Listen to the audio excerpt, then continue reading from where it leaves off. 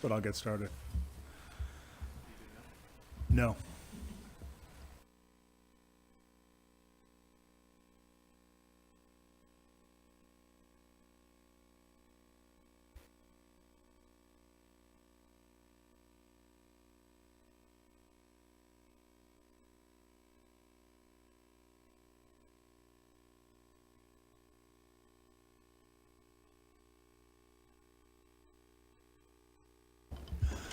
All right, good evening, everybody. Welcome. I'd like to call the July 25th, 2023 Planning Commission regular meeting to order. The Planning Commission is holding hybrid meetings. Members of the public can attend the meeting in person or observe the meeting on Zoom, online by visiting www.cityofarcata.org and following the live meetings link at the bottom of the city's homepage, or on the city's YouTube channel. If you're attending remotely, please be aware that the Zoom feed provides the closest to real-time stream. If you rely on the other feeds and you wish to make comments, please be aware of the time lag on those feeds. The first item on our agenda is the land acknowledgement. The City of Arcata acknowledges that the lands we are located on are the unceded ancestral lands of the Wiyot tribe. The land that Arcata rests on is known in the Wiyot language as Gudene, meaning over in the woods or among the redwoods. Past actions by local, state, and federal governments removed the Wiyot and other indigenous peoples from the land and threatened to destroy their cultural practices. The City of Arcata acknowledges the Wiyot community, their elders, both past and present, as well as future generations. This acknowledgement seeks to aid in dismantling the legacy narratives of settler colonialism. Next is roll call. Staff, will you please call roll?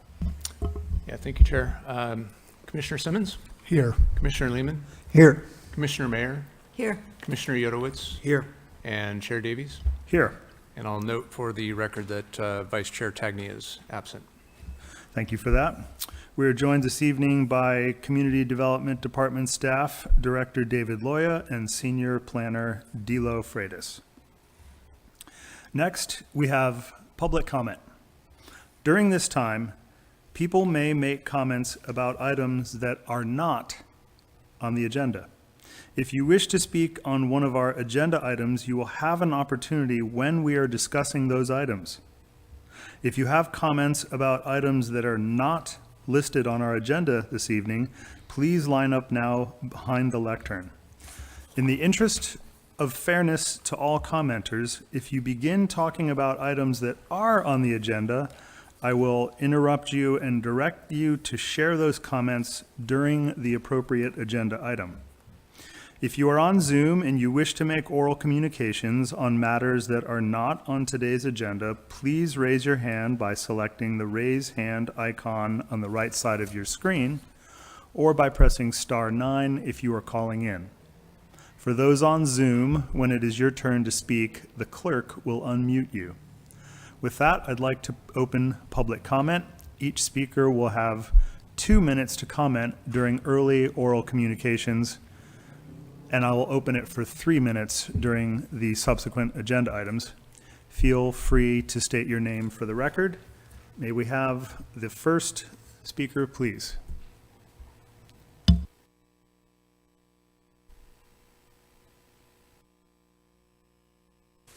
Good evening. I'm Fred Wise with Arcata1.com. The city's letters are out of date, almost 6 weeks now. There have been no letters printed there since June 16th, one letter since June 16th. I'm aware of at least 6 letters that have been sent to the Planning Commission since that time. I'm sure this will be taken care of soon. On Arcata1.com is a new article with some words from former Commissioner John Barstow. Short article. I'd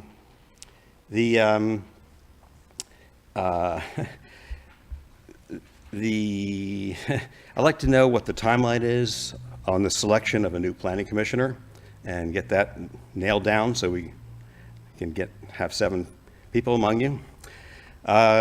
Those of you who went to or know about the Dan Burden meeting, walkabout on walkability, my favorite line that he says, all human behavior changes when you get to 20 miles per hour.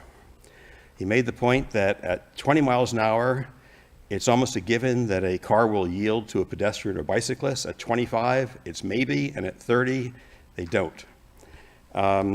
Commissioners, there's a building that Will Adams is building at 2nd and E in Old Town, Eureka. It's got step packs after the 3rd story. It's high-quality materials. I recommend you take a visit and look at it if you haven't seen it already. It also has Juliet balconies, look very good. And I also suggest going out to the Danco 3- and 4-story buildings out in Manila, or Samoa, excuse me, and take a look at them, because they are not examples of what we want to see in Arcata. Thanks.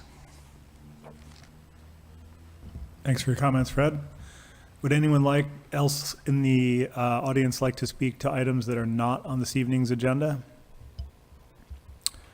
David, anybody online? Not seeing any online. Okay, thank you very much. In that case, we will now move to the next item on our agenda this evening, which is the consent calendar. All items on the consent calendar are considered to be routine by the commission and are enacted in one motion. Commissioners or members of the public can request that an item be removed for separate discussion. The only item on our consent calendar this evening is item A, approve Planning Commission minutes, regular meeting, July 11, 2023.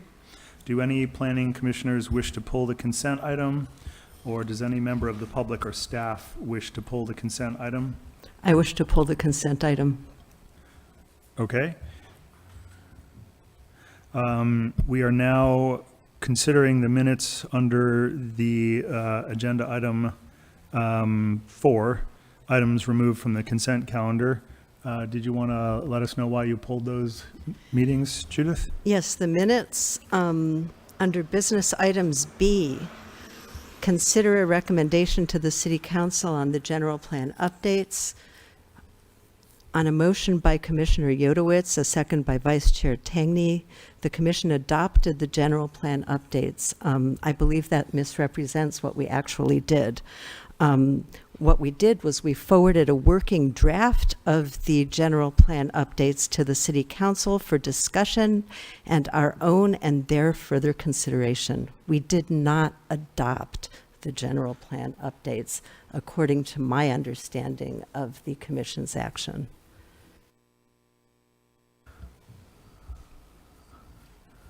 Does staff want to address that? Yeah, no, that's a good clarification. And I think that I would maybe go one step further and just indicate that the commission made a recommendation of the June 27. I mean, we don't want this to get too lengthy, but I would almost kind of reiterate some of what was in your motion from that. And I think that that's a really good change that should be made. Thank you. We'll trust you to make that change and bring these minutes back to us then.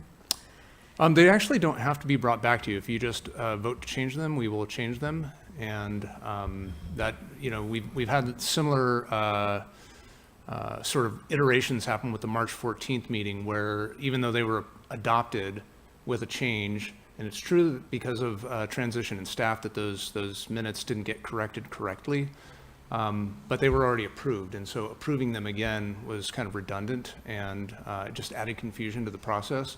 So I will certainly let you know when they are up and ready for review. If you don't wish to make the change and adopt them now, then certainly we'll bring them back. But I would encourage you to make the change and approve them. This is a routine matter. Would you like to make a motion, Judith, with the change suggested? I'd like to make the change that we forwarded our working draft of the general plan updates to the city council for discussion and for ours and their further consideration. If that language is incorporated into the minutes, then I would move to adopt the amended minutes. Yeah, we'll definitely do that. Okay, thank you for that, Judith. We have a motion. Do we have a second? I'll second. Hey, we have a motion and a second. All in favor? Aye. Aye. Great. Okay. The next item on our agenda this evening is public hearings, and we have one public hearing this evening. That is the Boughton Mixed Use Development Design Review. I'd like to begin with a staff report. Thank you. I will be providing the report, and I apologize in advance if I'm too close to the mic. I'm going to try really hard to be a good distance. So welcome, everyone, to the hearing tonight. This is for the Boughton Mixed Use Development, and this is the Planning Commission's design review of the project as proposed. So I'm going to start with just some background on the project site. There is no assigned address yet, but it's APN 505-201-003. It's zoned mixed commercial, and it's currently a vacant property, but it was historically used as a creamery plant, and I have some interesting imagery on that to show you. So this is the site here. You can see it's just two parcels that make up this Greenview Neighborhood Commercial Center. And here's a couple of street view images. We have the parcel in question here, an Arcata Rentals vacation unit on the right and Greenview Market on the left. And here it is again, Greenview Market. This is from the intersection of Janes and 11th. And here is the project site. So I was looking through some of the historic imagery because the site used to be developed with a creamery plant, and I decided to bring that into this presentation and just share it really briefly, sort of as a matter of interest. So this is the site in 1948. You can see that it's actually pretty much agricultural at this point, and over time, the neighborhoods begin to fill in around it through the 1960s. The plant was created sometime before 1941. According to our records, they began dismantling the plant in 1954, and by 1970, the site was vacant and essentially as you see it today. The proposed project before the commission this evening is a mixed-use project, commercial and residential, and I'll go through some of the components of that in a minute. And Planning Commission review is required for all projects citywide currently that provide 8 or more units in a multifamily development. So the proposed project, just to break down some of these various elements, includes 2 commercial units on the first floor along 11th Street, 22 housing units. All are provided as 2-bed, 1-bath units, and they're broken up into 3 separate structures throughout the site. As well as 23 vehicle parking spaces, 18 bike parking spaces, 3 motorcycle spaces, and landscaping that meets our city standard of 10%. So just to go through the various components, this is the commercial development along 11th Street. It's proposed to house 2 commercial units with seating, landscaping, signage, and lighting along 11th. There apparently has been some confusion with the public about the potential tenants. That's not currently under review at this time. And as long as they meet the commercial use type, it's not something that we will be reviewing with this commission. But there was apparently concern about a tavern going in. The applicant did confirm today there is currently no plan for that. And a tavern would require a use permit if that did come to pass. This is the rear of that same building. You can see hanging bike parking under the stairwell here, and we'll talk a bit about that later on. And then in terms of the housing component, there are, as I mentioned previously, 22 units provided, 2 above the commercial, and then another 8 in this middle building and 12 along the rear. This is partially to sort of stagger the impact, visual impact from the street, but also our mixed-use requirements require residential to be located either above or behind commercial in a mixed-use project. So they are meeting that standard of the land use code. And this is the elevation of the middle building housing 8 units. And this is the elevation of the third building, Building C, housing 12 units. And these are available in your packet as well. This is packet page 33 if you're following along and want to orient. So on the different modes of transportation and the parking that houses them, we have 23 vehicle parking spaces, and that's intended to be shared between the commercial tenants and the multifamily housing tenants, which is an objective of our mixed-use standards to have shared parking between the uses, as well as 18 bike parking spaces, and we'll go into the details of that a little bit further in a moment, as well as 3 motorcycle parking spaces that are provided along 11th Street, utilizing the vision clearance triangle area. And one thing to note about all 3 of these types of parking on site is that they exceed the standard for each type. So again, this is where the parking is housed on the site, sort of in the interior, blocking the view of it from the street, providing access to all the different uses on site. The motorcycle parking is located here in the vision clearance area, and then the bike parking is distributed throughout the units. So also just a quick note on the landscaping. As I mentioned, they do meet our standard 10%. And they also do incorporate our guidance on the use of drought tolerant and native species. I wanted to call attention to the wax myrtle located along the northern property boundary.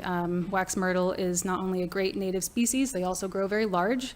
And I know that there was a concern raised from multiple members of the public just about screening and privacy. And the applicant is willing to add additional wax myrtle along that property boundary as needed, to ensure additional privacy. And those, I believe, will be 5-gallon plantings with 15-gallon plantings of the various larger tree species. So a couple of just overarching project notes that we go into more detail in the staff report. I'm just going to go through them pretty quickly, but feel free to ask any questions about them if you'd like. So again, site history. This was the location of the United Creamery plant for many years, but after the 1950s, the site has been vacant. It was purchased by the previous owners, I believe, in the 80s, 90s, and a project was brought forward in 1992. They originally proposed 55 units, 1-bedroom units, brought it down to 44 units, and ultimately the Planning Commission at that time adopted findings of denial.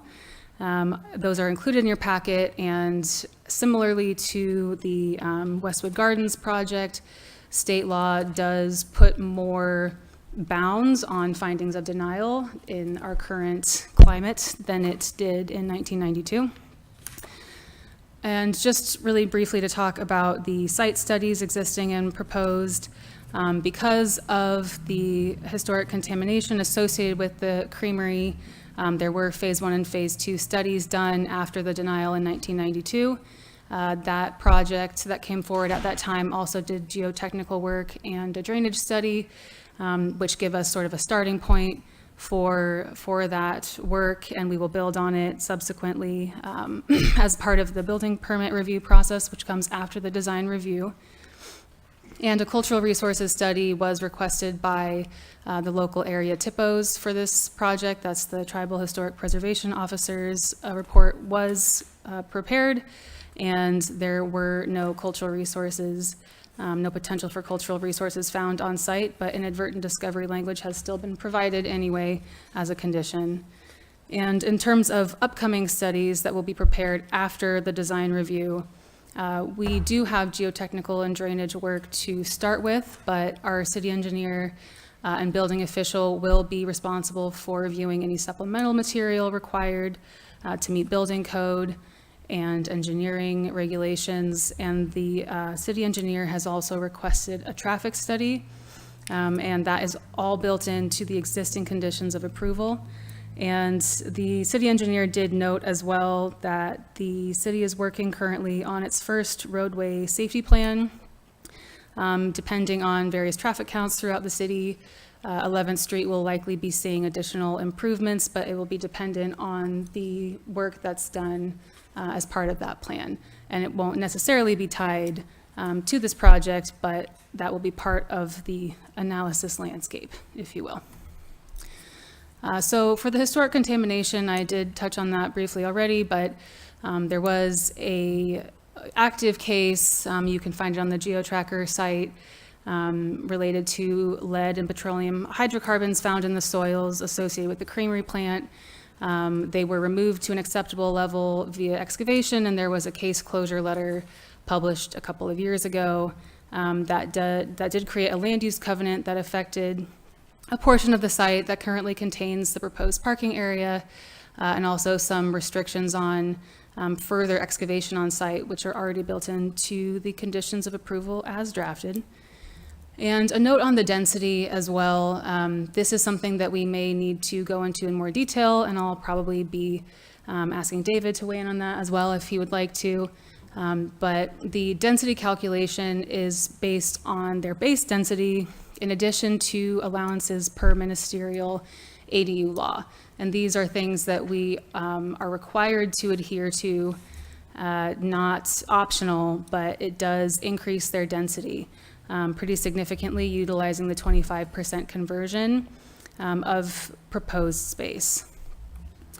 And a couple of things that have come up from public comment after we finalized the report. I think we had 6 or 7 new public comments that came in today. Those should have been printed for each of you up at the dais, and we have copies here for the public if you'd like to come look at it. But as a result of the comment that's come in over the past several days, we've had some discussions with the applicants about things that they'd be willing to discuss further with the commission, depending on your interest. And we have built in a new condition requiring that all required parking spaces that are required per city code, which is 12 of the proposed 18 spaces, be provided not as hanging spaces, but as upright spaces, meaning wheels on the ground. The additional 6 they can provide hanging if they choose to. And the applicant is open to discussing providing additional bike spaces at the pleasure of the commission. And in terms of privacy, as I mentioned before, the applicant is open to providing additional plantings of wax myrtles on the property boundary to the north to provide more privacy to the neighbors. So just a final note on sort of the scale of the project and various general plan element findings that you are required to make. The commercial mixed zone type allows a height of up to 35 feet and a maximum floor area ratio of 2.0. That means a full build out of every square inch of the site up to 2 stories in height. We did the calculation and they're coming in at about 0.4. So this is just to say that the applicant is building well within their allowed envelope, and this site has been zoned commercial mixed for many, many years. Even after the denial of the original proposal in 1992, there was no move that I could find to rezone the site to residential low density or another zone type. So this was always still on the table as an opportunity for folks to come in and develop this with a mixed use, medium density residential project. And in terms of general plan policy, I won't read these things off the slides directly, but these are in your findings as well. The project does fit very neatly with some of the policy vision of the city that we've had in the books for many years, including providing opportunities for infill development that include well-designed landscaping, breaks in wall and roof lines, building separations, gradual increases in building height, as well as just simply encouraging the development of mixed-use projects as an efficient use of existing land. And there is an implementation in our adopted housing element, which actually sets a target for 1 new mixed-use project every 2 years. This is the first that we have seen come forward since 2019, when the 6th cycle housing element was adopted. For growth management, there is policy language that incentivizes and encourages development within the city's existing boundary, and this includes our identified activity areas, including existing neighborhood commercial centers. And again, land use has a strong incentive for creating projects that redevelop brownfield sites or vacant sites within city limits, and also commercial projects that are close to existing transit. We have a bus line about 500 feet from the property line, and good bike and pedestrian access into downtown along 11th. So that's just sort of to give you an overview of the findings that we've made related to how this adheres to city policy. And we recommend that the commission approve the project by adopting a Class 32 CEQA exemption related to infill projects, and adopting the action as drafted with one suggested added condition, which is that all required bike parking be required as upright sheltered bike parking in easily accessible locations, meaning wheels on the ground. So that concludes my presentation, and I know the applicant is with us this evening as well as their agent. And David, would you like to add anything additional before we turn it over to them? The only couple of things that I wanted to add was if there were questions of the commission around the density calculation. Some of you weren't on the commission when this was addressed the last time, so I'd be happy to go into that in more detail. But the synopsis is that with state ADU law, multifamily developments have a number of ways in which they can increase their density. And so the commission has reviewed those ways previously and determined that instead of waiting for a development to be built with all these excess spaces that can be converted into accessory dwelling units in the future, and not having that be part of the project review at the time when it comes forward to the Planning Commission, that you actually get a chance to evaluate that when you approve the project. So recognizing that the density that the approval comes at includes all of the ADUs, and they couldn't then come back and say, well, now we want to use state ADU law to add more units. They've already included them in their original proposal. The other thing I wanted to mention about the this new finding here is I believe that this was developed in conjunction with the applicant's consent. Our code actually splits between sheltered parking. So sheltered is not a requirement of all bike parking, but I believe, and I'll let the applicant speak to this, but I believe they feel like they can accommodate that in this case. So they've met and exceeded the bike parking with the addition of this additional condition of approval.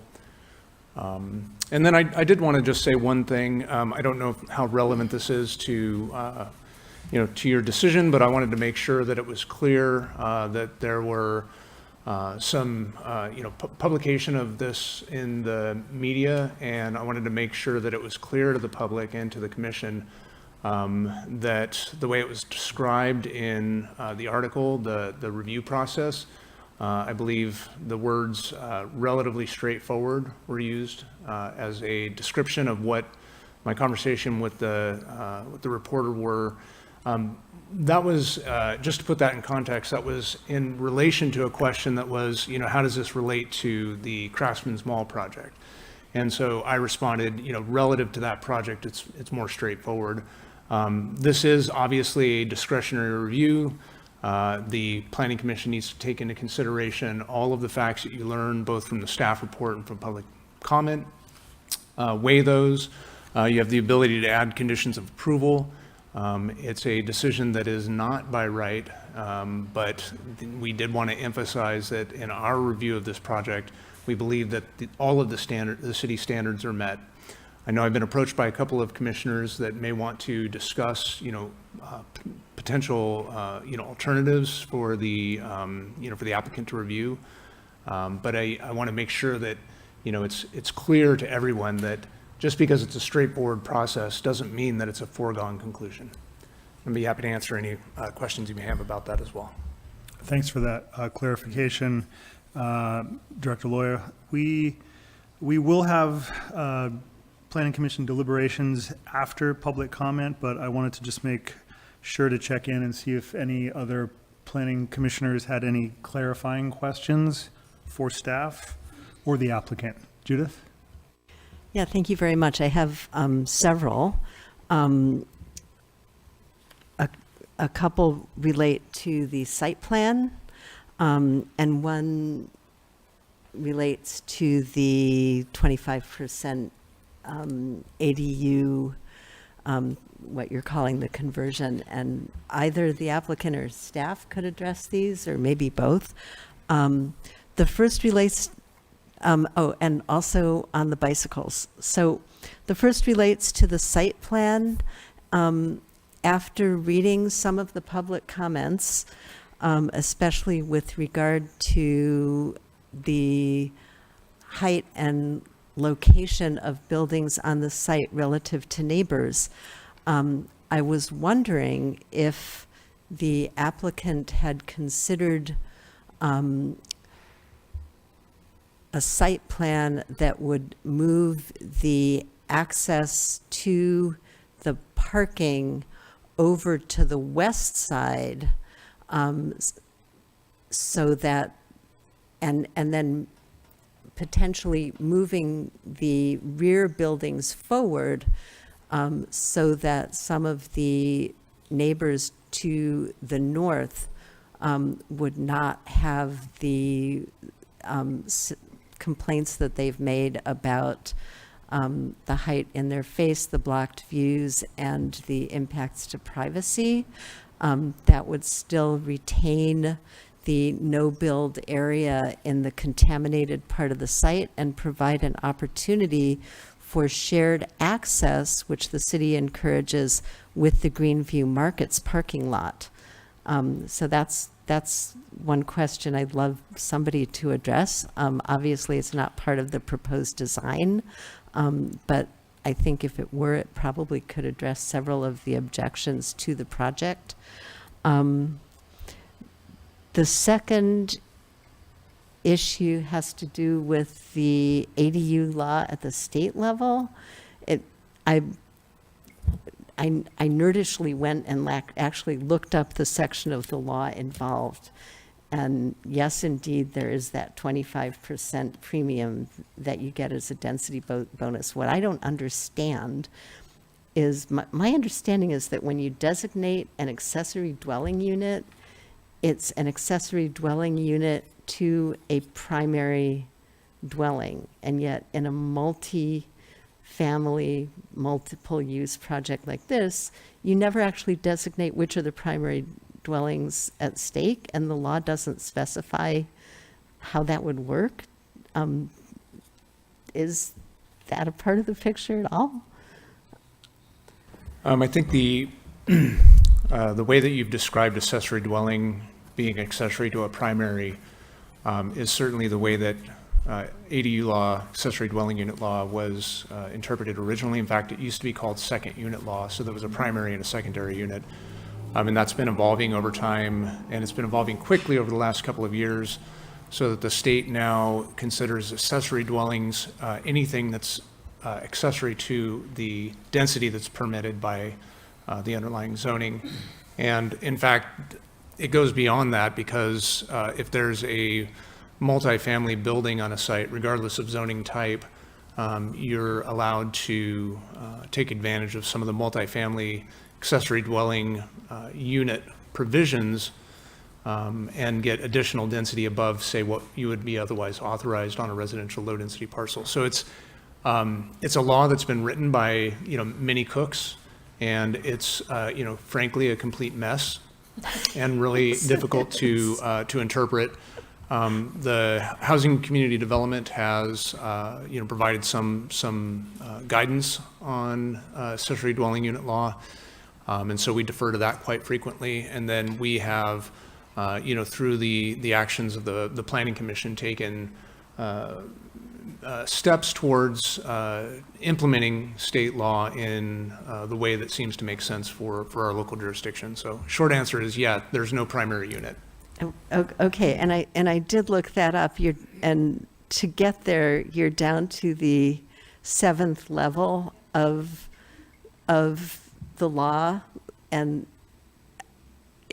yeah, it's kind of in there, but have we ever actually used that particular feature yet in Arcata?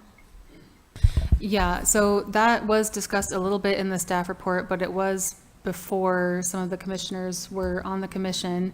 And I will let David speak to that. He was there, I was not, but this did come up with a different project brought forward by the same applicant, the 6th Street project, which had very similar, a very similar situation. They wanted to utilize ADU law. They proposed something with the intent of bringing a more holistic picture before the commission for full review. At that time, the commission was in favor of the direction the applicant was going and the rationale, that staff brought forward about why it was a better design project if we analyzed the full picture with all units as opposed to allowing them to come in after the original approval and convert that 25% of the space. Okay, and the third question I wanted to raise, which the applicant and staff could address, is about the bicycle parking. I would really hope that once we do adopt our general plan update and the updated land use code associated with it, that we will be requiring multi-dwelling projects to provide one covered secure bicycle parking space per bedroom at least. Obviously, that's not in the code now. But if there could be an opportunity to actually increase the number of on-the-ground covered secure bicycle spaces as part of this project, has the applicant considered that that would actually be great marketing, and that the revised site plan would in fact provide a perfect place to locate it? Okay, those are my questions. Thanks for those questions, Judith, and clarification staff. Do any other commissioners have questions for staff before we go to comments? Peter? I just wanted to support what Judith just said. I think having more secure bicycle spaces would be really helpful. I mean, we're trying to promote walkability and no car kind of lifestyle, and people need bikes if they're going to live that way. I want to make sure that we're restricting ourselves to questions for staff right now, and we'll have deliberations after public comment. Any more questions for staff, Joel? Yeah, I do. Regarding the height of the buildings, I'm getting older and my eyes are not as what they once were, if they were ever good. But I just want to confirm the height of the structures, both the mixed use. It looks to me that that's 27 feet. Is that correct? Yeah, I believe it's 27 or 28. That rings a bell. Okay, and rear two buildings are 24. Yeah, I just have this tiny printed one. Let's see if I can bring it up on the site plan. And potentially the applicant's agent can verify that for us as well. In fact, I might just ask them to speak to that since I believe they'll be coming up to address some of the questions brought by Commissioner Mayer. Okay, the reason I'm bringing this up is just to confirm that there might have been an opportunity to go higher. Correct. Yeah, there would have been an opportunity to go higher. A good comparison would be potentially the Valley East Lofts project that the commission saw earlier this year. Commissioner Yodowitz, I can't recall if you were with us at that time or not, but it's the same 35-foot allowance, and they came quite a bit closer. They provided basically 2.5 stories. They had loft units, so they maxed it out quite a bit more than this project is proposing to do currently. I thought of a question. So the covered secured bike parking would be for residents, but there's also proposed commercial use. Were there any plans or discussion of, like a bike rack for people people visiting on bike to use the commercial use? Yeah, the bicycle parking is actually calculated based on the total number of parking spaces, so it's not restricted to the residential uses. And I think the applicant can speak to, distribution of those, but I think, certainly the bike parking is currently spread throughout the entire project, so it's easily accessible by all the different uses, regardless of whether, an individual in the unit that's near that bike parking actually uses it. Somebody else can use it because it's nearby. Yeah, and there are 5 proposed on the back of the commercial structure, and I did discuss with the applicant and the agent some of the concerns about bike parking on a couple different occasions, so they're very much primed for that conversation. I'm sure they're happy to answer your questions on that. Okay, thanks for that quick question. Before I turn it over to public comment and we hear from first the applicant, did I catch it correctly? Did you say that the project was coming in at just 40% of what was possible project size? Well, 40, it's a little bit of math, thinking about this in my head. So they came in at 0.4 floor area ratio. They're allowed 2.0. So I think that would be a fifth of 20%. the overall allowed project size. Got it. Okay, thank you very much. Okay, we will move to public comment. Since this is a discretionary decision which operates similar to a court hearing, we will allow the applicant to speak first. The public may then provide public comment. The applicant will have the opportunity to speak last if they wish to address any comments that were made about the project. This process affords the applicant and the public due process before the commission renders a decision.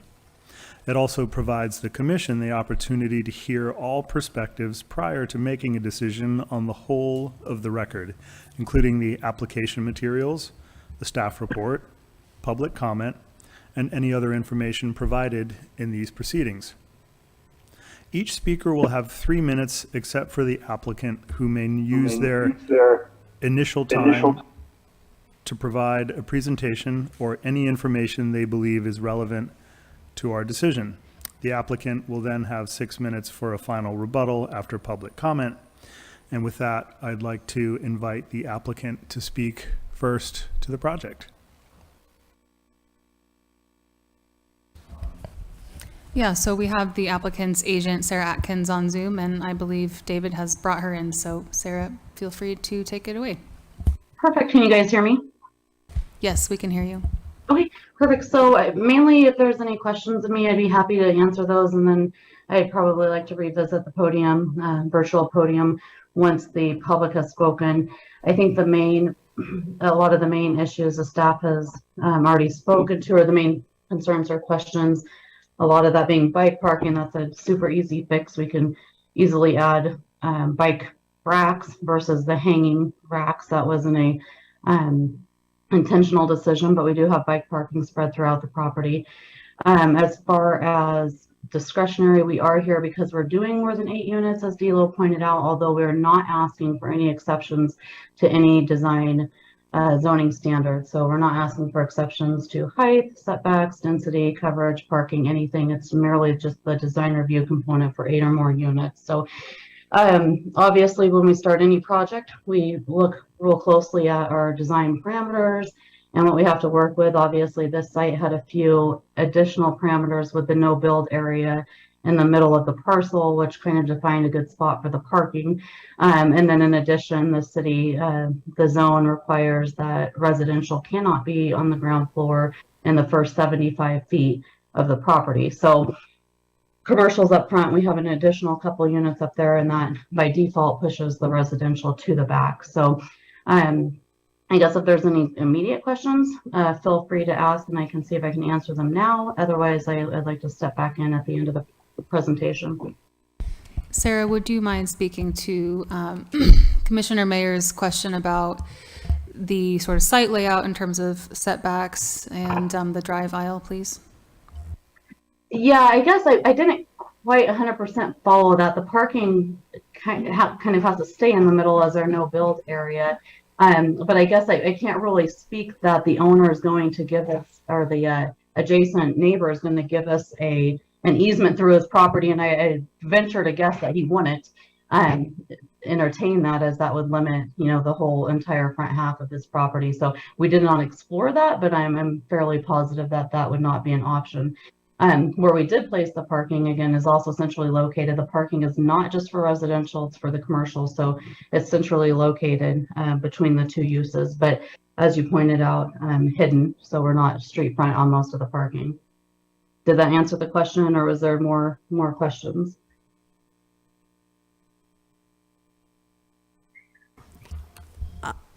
I think what I was asking wasn't just about getting an easement through the Greenview parking lot, but about moving the structures to the east of the site rather than having them right up against the western and northern boundary, and moving some of them forward so that that would address some of the neighbors' concerns, which you've seen in the letters. Yeah, so I guess in main part, we aren't developing the east side of the property. We kind of looked at this, up close. Whether they're, I mean, there's a couple driving factors. The 75-foot setback from the front is one of them, and that no build is another, and we kind of design around it. Could we push some of them east? Yes, but then we're going to have the same complaints from the neighbors on the east, and they'll still be along the north property line just because of that 75-foot setback pushing the units back. I guess that's the most I can kind of speak to that at this point.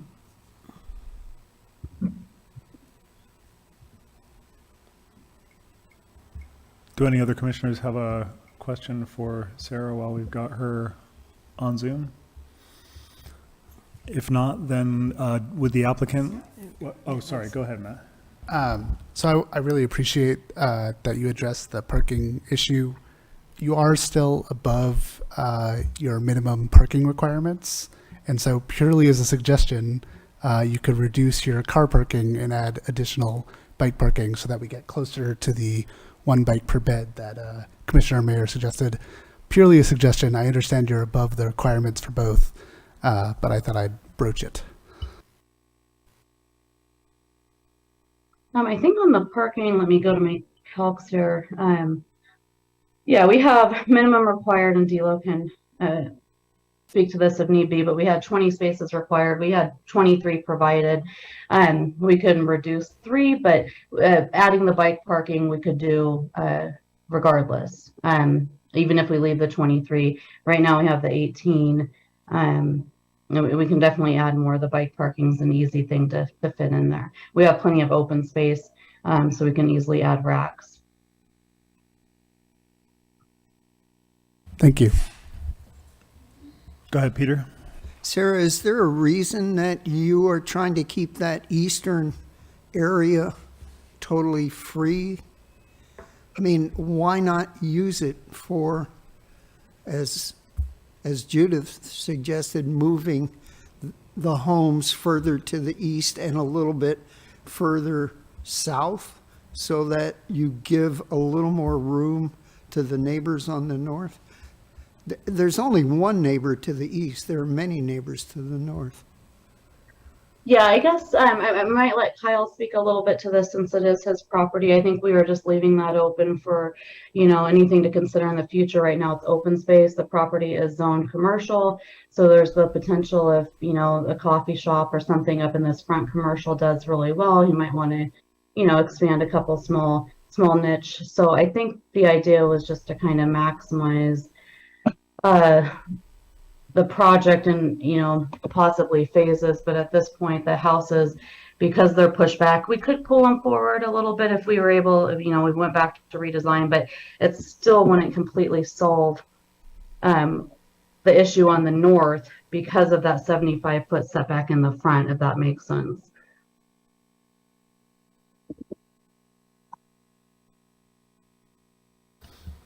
Okay.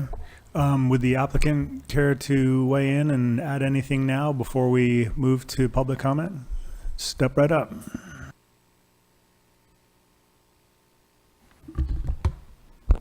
All right, good evening. My name's Kyle Bowden. Thanks everybody for being here this evening. Yeah, just to briefly touch, I do want to just note that, I am a local person here. I was actually raised right down the road from here and went to elementary school just a few blocks away. So I relate to a lot of the issues and stuff that we're dealing with, and I want to work together to, create a nice development for the neighborhood. To answer a few questions regarding the layout, one of the major setbacks that we had with this site, with the land use code, we are required to have that 75-foot setback from the commercial up front. And then on top of that, we did have the restriction with the contamination issues. So that kind of played a lot into why we had this layout. And then also noted in the far top right corner on the east side of the property, there is a very, very large tree there that does overhang a good portion of that property. But the major setback was the 75 feet from the commercial. And as Sarah mentioned, we could slide those buildings forward a little bit, but then things start to get constrained, and really a couple feet probably wouldn't make that much of a difference on the backside. And then to briefly touch on the bike parking, like has been mentioned by many others, we're totally willing and open to adding additional bike parking and making sure that is on the ground level and not hanging to. So we're completely open to working with that and adding additional bike parking. So hopefully that answers some questions before we get into public comment. Okay, thank you very much. Joel, you had a question for the applicant? Well, first I'd like to direct a question to staff, if I may. Regarding the 75-foot setback from the commercial use, is that something, had the applicant requested, that could be waived or reduced by variance?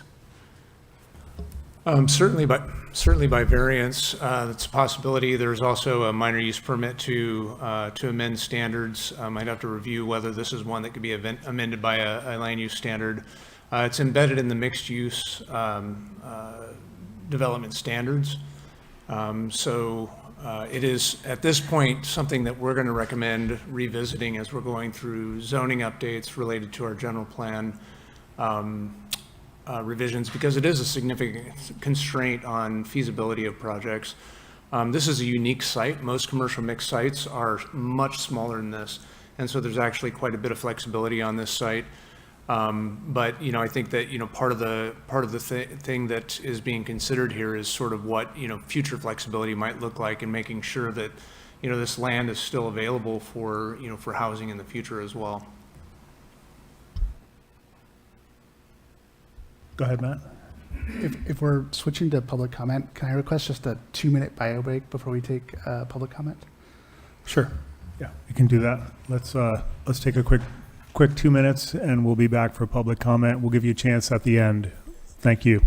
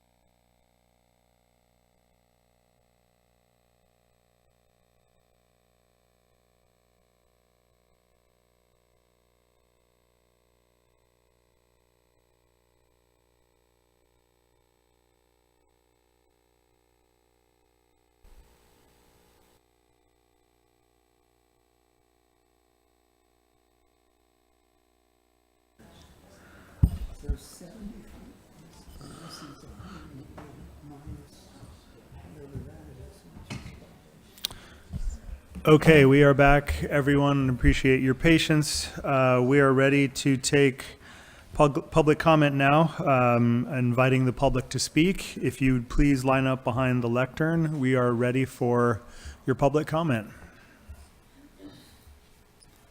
Hi, my name is Lisa Larson, and I love what you said, Judith. And my question is wondering, if it was not mixed use, would it still have to be back 75 feet? And I don't understand how, if you have 22 places to live and 2 businesses, do people have to park down the street to have a place to park so they can get home? I mean, it just doesn't make any sense to have 2 bedrooms in each one and not even enough parking spaces for that many people. Thank you. Thank you for your comments. Next speaker. Thea Sevelson, I live on Daniels. I will be so impacted by this project, I just can't even tell you how upset I am. Those small lots, small yards, that building is going to be right up shadowing there's 3 or 4 of us homeowners who will be shaded out. It's just terrible. Can't you move these 4 to the side, bring those other ones back, provide at least a little less shading? They're just too tall. We put balloons up yesterday to see what that was going to be like. It's crazy, that close to my house, or to our houses. It's not just me. I don't see the need to do that. And commercial spaces with all the empty buildings between Arcata and Eureka, and you're putting in, allowing more. I understand that's what the lot is able to contain, but you're just going to have more empty commercial spaces, dude. Thank you very much for your comments. Next speaker. Good evening. Regarding the traffic study aspect of it, the traffic studies are useless unless we follow the laws, and there's laws as far as our safety elements, our noise element, and what I have observed in the last 5 years in the city, and also talking to the police, is that we don't have any enforcement of cars that are speeding down our streets. And I'll give you an example just at 16th and H. Since living there, I've witnessed there's a 4-way stop, a vehicle slammed into 5 cars that were just parked on the street. On 16th Street, a car smashed into a truck and pushed the truck into the sidewalk and flipped upside down. There was gas meters for apartment complex directly behind that. If he hadn't hit that truck, he would have hit all those manifolds, blown up the whole neighborhood. And there's a vehicle that ran into a telephone pole a block away and knocked the telephone pole over. So what I'm witnessing is basically, we have all these fine words as far as how we're going to keep our neighborhoods safe. And this is an area that is definitely not quite as busy as some of our other streets, the HG, Alliance, and K. And I don't see any enforcement on those streets. And I've also verified that by talking to the police, at least during the COVID period.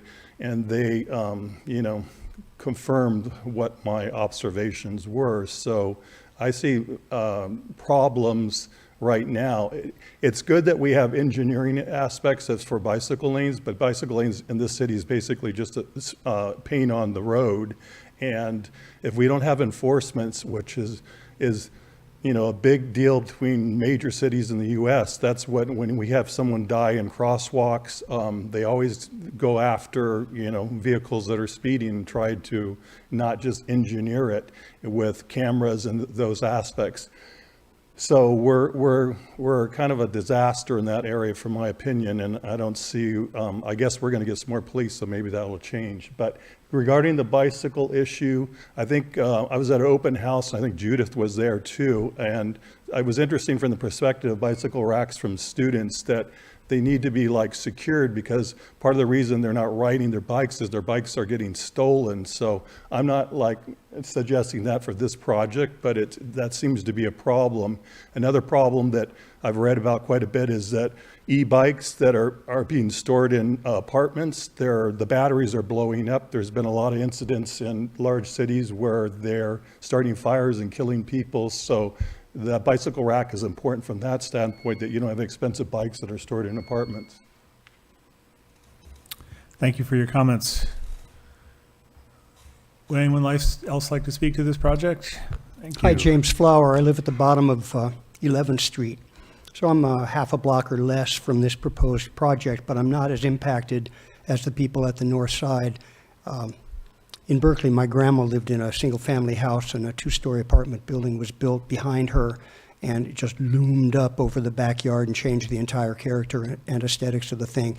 The people on the east side of this project have chosen to rent out their house as a vacation rental, a short-term vacation rental, and I would submit that the people in that rental don't have as much right to maintain aesthetics as the people who have lived on Daniel Street for many, many years. So I'm speaking for them, and I hope they don't mind. I appreciate Kyle being a neighborhood boy, and perhaps he would give us a legally enforceable promise not to rent or lease to a business which allows people to get intoxicated in any way on the premises. That would be very, very important to me. I know he says he has no plans for a tavern, and it's not that I don't trust him, but a legally enforceable promise would be really nice. Janes Road hasn't been improved in a long time. People do tend to go pretty fast along it. Actually, it's not too bad considering what it could be, but we have had some close calls. Children go to the schools nearby. The teachers lead long chains of children along those streets, crossing all those streets. The other day, there was a cement truck that had to skid to a stop. It wasn't a life-threatening event, but it wasn't what we would want for any of our children. So there's going to be increased traffic, of course, with these 22 new units. So I'd like to see something done for the safety of Janes Road, and I would commend Mr. Burden's work. I think Fred mentioned that earlier, and his ideas about how to improve traffic and make places more people-oriented. I don't know how important the commercial space is to this project financially, but it sounds like the problem, the place might be able to be, the same number of units might be able to be achieved with single stories if there weren't the retail, because evidently that 75-foot setback is required by the retail, the presence of the retail there. So that's another idea I would have. I like the idea of having a little cafe or something in my neighborhood, but I don't like it so much that I want to inconvenience longtime neighbors and really, really denigrate the character of their homes.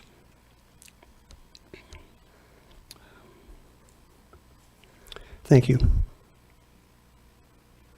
Thank you for those comments. Next speaker. Hi there, Josh Levine. I have prepared remarks, but they're a little all over the place, and so I'll do my best to keep myself under 3 minutes. Good evening, planning commissioners, staff. Let me begin by emphasizing that I recognize and I'm affected by the lack of affordable housing in our area and our state, and I absolutely support building more housing. I support housing that enhances our communities and the character, and that is affordable. The plans as submitted depict a development that does not enhance the community, is not ensuring affordability, and will negatively impact this affordable neighborhood as it stands. Such careful work in design review is incredibly important and should be considered as a benefit to the prospective tenants, their existing neighbors, and the future tax rolls of the city. It's our duty to make sure this project is a boon to our community now and in the future. One of the more significant concerns is the open space area that's marked there. It is very much looking like it's Phase 2, part of a subdivision that would likely occur and allow for more density on this project. And if that's the case, it would be nice to be looking at that now before you, rather than as a section piecemeal project. If it is to be open space, it would be nice to be deed restricted or at least landscaped so that it is not just the weeds, Himalayan berry, and home to rats, and cats, and foxes, and possums, and all sorts of wonderful creatures, but also to people defecating and using it as a trash bin for the Greenview Market. The development must meet and maintain the character of the community. A buffer of, at the very least, of 15 feet between the existing residential uses and the projected development could allow for a much more vegetated buffer, including those wax myrtles, but other species as well that could grow to even higher heights, and allowing for a vegetative buffer that would reduce those impacts of sound and visual and noise, or noises. So, another concern is the parking. And although, we're talking about 22 units, we're talking about 44 bedrooms.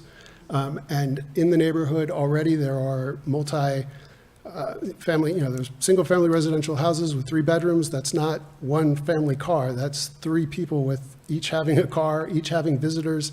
And that's already happened in the other North Star development just down the road, where they have, multiple units, multiple bedrooms, though, and each bedroom contains its own car. And as much as I would love to see everybody on a bicycle, this development does not seem to be encouraging that quite as much as our city needs to do. And some suggestions in order to do that might be, as we've talked about, adding more parking for bicyclists, but also maybe requiring bus pass for people, or including one of the Humboldt bike share stations at the site. Thank you. Thank you for your comments. Appreciate that. Next speaker, please.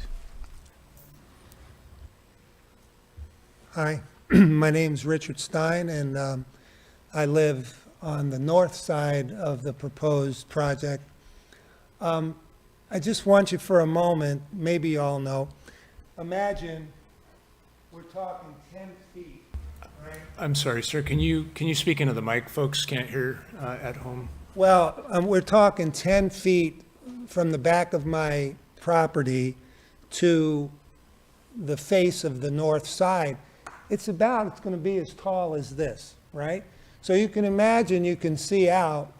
Now all of a sudden, you have this way up in your thing, So all due respect to the builder, I'm a builder, I'm a mason. I understand, buying and building, and I understand the cities need to grow.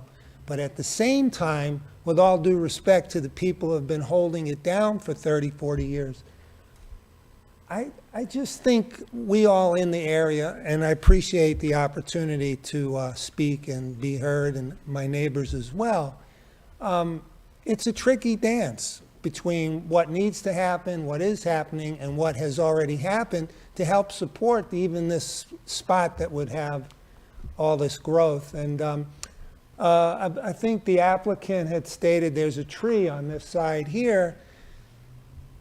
Okay, I love trees, but in terms of sanity, my family, my friends, my neighbors, if that was the only hindrance to shifting the whole layout, that, especially being that that's a rental property, and the one on the north side next to this one is a rental property, it just doesn't seem like it makes sense not to at least consider adjusting the layout. And then the other thing I wanted to say is we're privileged to have neighbors that are renters who happen to be college students. Bless their heart. I'm all about growth and all about the students, and I love the kids. But can you imagine if that whole conglomeration is filled with a whole lot of college kids partying? I'll tell you what, I don't know if you've had neighbors who play drums who are students, but at 3, 4 in the afternoon, so we're all trying to bend a little here. But collectively, what this represents is daunting. And, oops, sorry. So anyways, amen. Thank you for having me. Appreciate you. Thank you for your comments. Next speaker. Yeah, good evening. My name's Trevor Goff. My wife and I on a property on Daniel Street. Used to live there for years. I was having a hard time reviewing this site plan as a lot of... Sorry, excuse me. Can we get you to start over? We missed the first part of that with outside noise. Oh, yeah, sorry. Anyway, my name is Trevor Goff. My wife and I own a property on Daniel Street.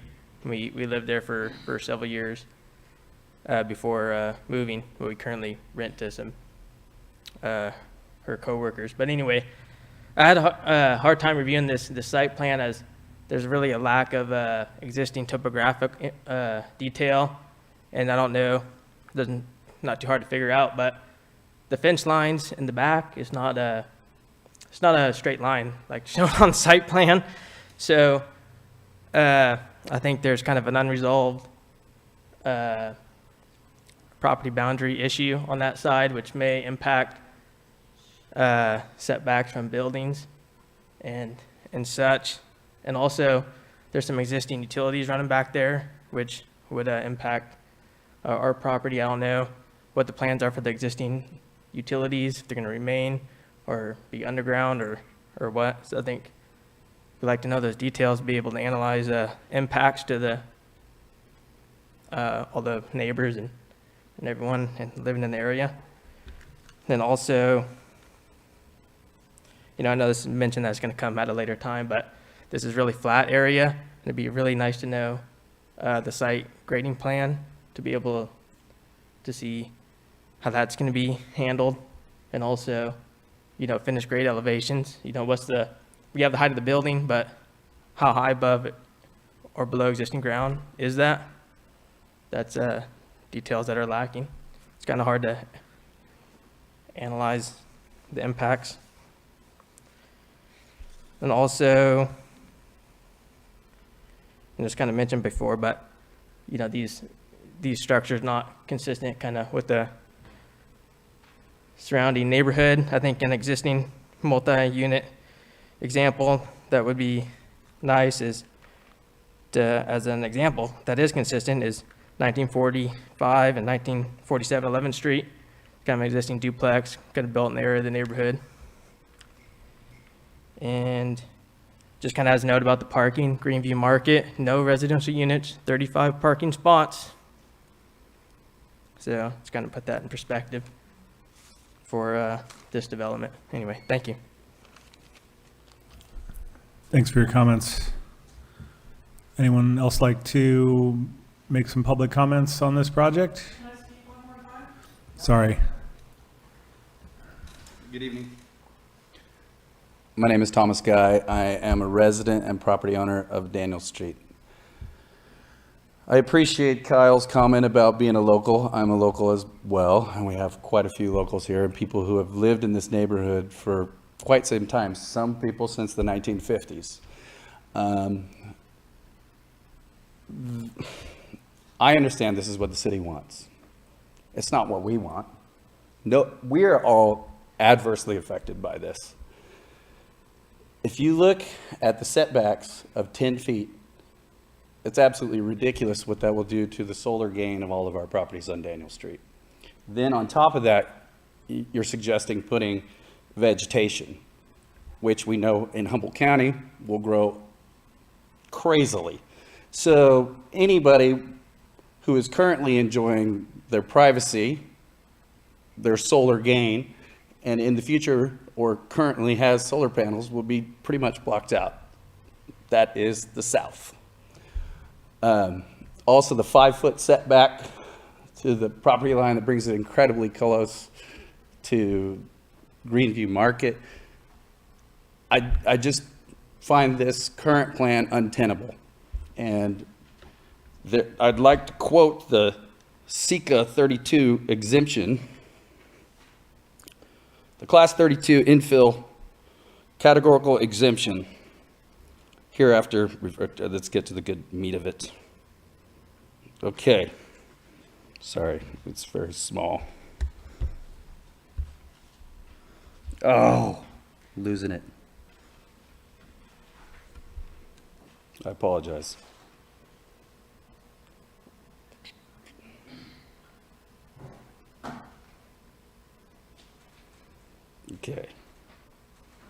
Okay. This class is not intended for projects that would result in any significant traffic, noise, air quality, or water quality impacts. The exemption is not limited to any use type and may apply to residential, commercial, industrial, public, and mixed-use projects. Obviously, this property's increased drainage problems due to all of these buildings, as well as the parking, will have a massive impact on water, have a massive impact on traffic, noise, all of it.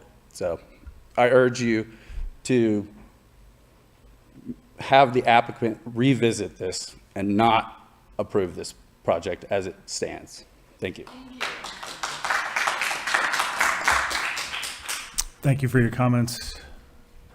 Anyone else care to share comments on this project? Get up here and stand up here. I live directly across the lot, and I'm concerned about the parking also.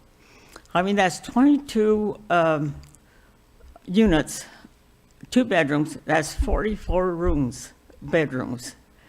And that is not enough. I mean, they're going to be parking on my side of the street, and there's no way I can back out of my driveway when there's cars parked on the side of the street.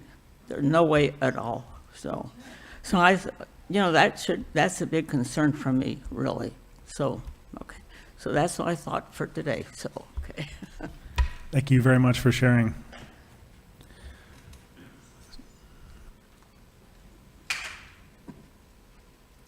Hi, Christine Perry, resident and homeowner on Daniel Street.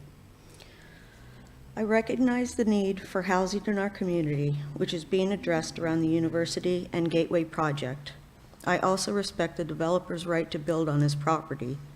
The issue I have with this proposed multi-story complex is what it'll do to our quiet, established neighborhood. High-density housing does not always fit the location and should not be the only option. There must be a red line as to how these builds affect the area and people living there. This part of the city is a family-oriented, single-story housing community. As the design stands now, it will negatively impact our lives in many ways. First of which is noise that such a large build and so many added people will bring to our surroundings. Second concern is traffic. There are many children in this area, along with their schools and a handicapped accessible playground 1 block away from this development. Third concern is crime. With more people and businesses, more crime follows. It's unfortunate enough that Greenview Market has turned from a nice family market to a rundown place that mostly sells alcohol. There will be more crime against people and property with a high-density housing complex. Fourth concern is depreciation of our property values. Putting a multi-story housing complex against our one-story homes is a total invasion of privacy that nobody wants to live with. I'm asking you to please consider the following changes to the design plan as compromise that we can all live with. Limit the number of units to 15 instead of 22, especially with the parking issues. Maximum 1-story units with lower roof lines and using the east side meadow for units that as of now are the 2nd-story plans. Move the green space to the north side of the property where the majority of homeowners will be most affected by this development. Plant 30 to 40-foot mature trees along the entire length of the north side fences, as well as leaving the existing tree if possible on the east side. There's many wonderful bird species. Make this development a harmonious part of our neighborhood with 1-story units. On a personal note, I would like to say I will be affected. I am housebound 80% of the time. All I have is a view of the beautiful mountain line, and this will completely change my life long term. I also fear for my personal safety as a survivor of sexual assault.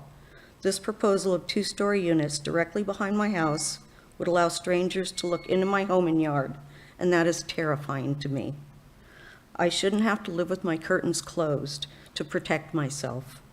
Being disabled and housebound, I would be a prisoner in my own home. In closing, there's appropriate areas for high-density housing in our community, and there are areas that's totally inappropriate, such as our neighborhood. To think that it's okay to decimate people's happy way of life and rights to privacy is unconscionable and honestly quite callous. Should this complex be developed as proposed, it will permanently ruin my quality of life, and that's unacceptable. I am asking you, please compromise this design into one-story units with lower roof lines and green space with personal privacy on the north side. Thank you for your comments.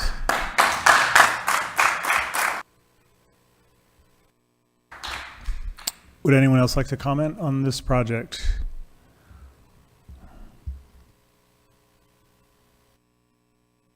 Good evening, Fred Wise. There's a question of what is called sheltered bike parking, or what's on the applicant's drawings as covered bike storage. I regard storage under stairs or decks not as sheltered from the elements at all. And I would like to see actual enclosed bike storage for this project, because we're trying to send a good message of what we're trying to do here in Arcata, encouraging bike use. There should be, I think, at least 300 square feet of enclosed bike storage, perhaps more.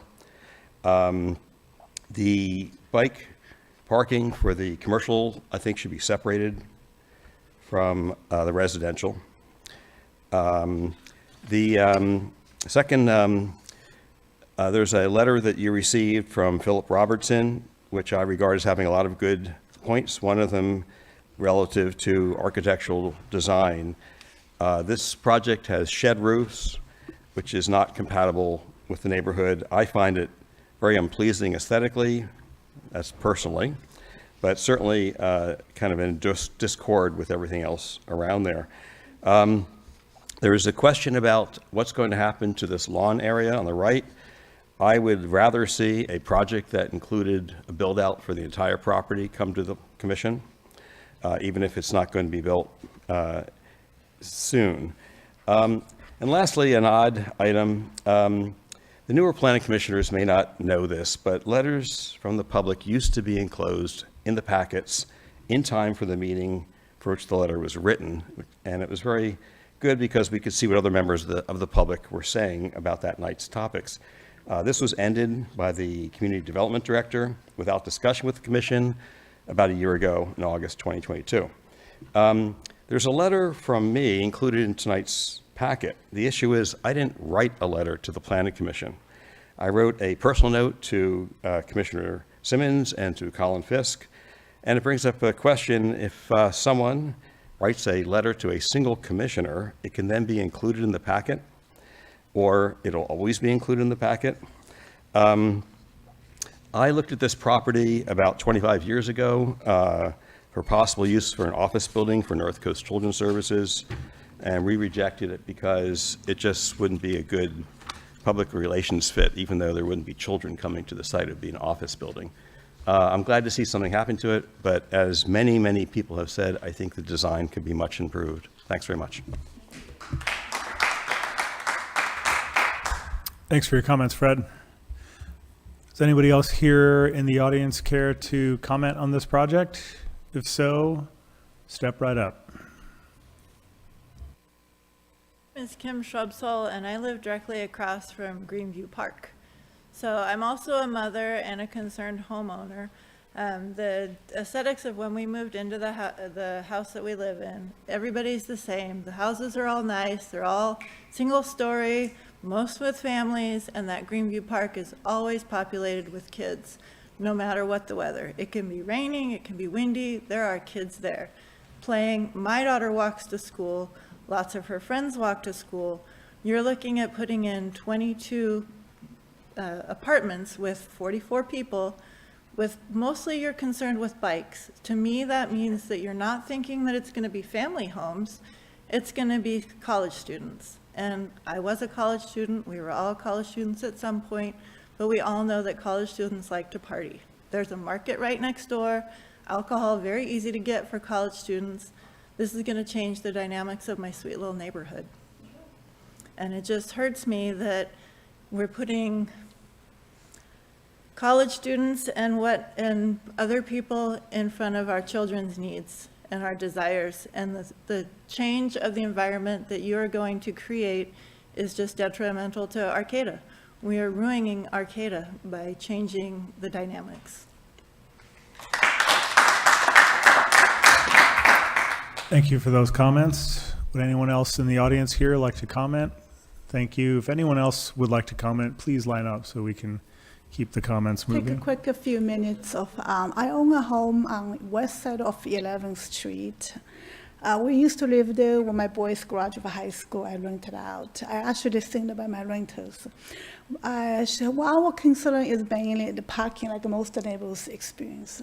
But also my tenant, she's a single mother and has 2 daughters. One is high school, one is middle school. She's concerned about the commercial space. Just like one of the neighbor putting out that there's enough commercial space. Perhaps maybe the developer don't have vacant space, you know. It's the Greenview market is like, she said that she won't allow her daughters to take the dog for a walk because a few times there's just drunken people there and doesn't feel safety.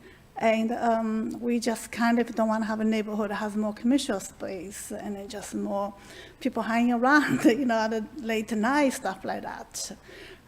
That's pretty much, you know, I want to express our concerns, the parking and the safety for the neighborhood, for its commercial space.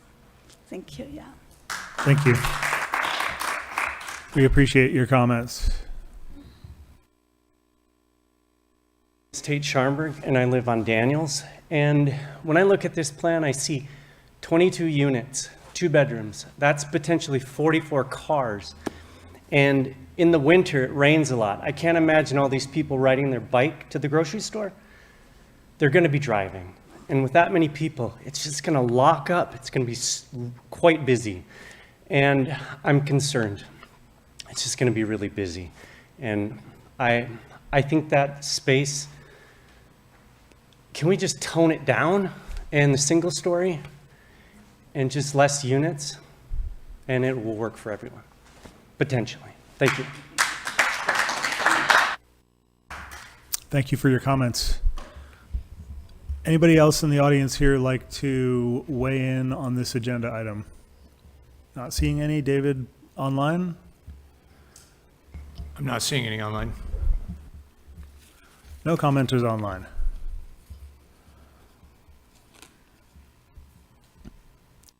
Okay, given that, would the applicant like to take a few minutes to respond to any of this? Not mandatory, but welcome if you'd like.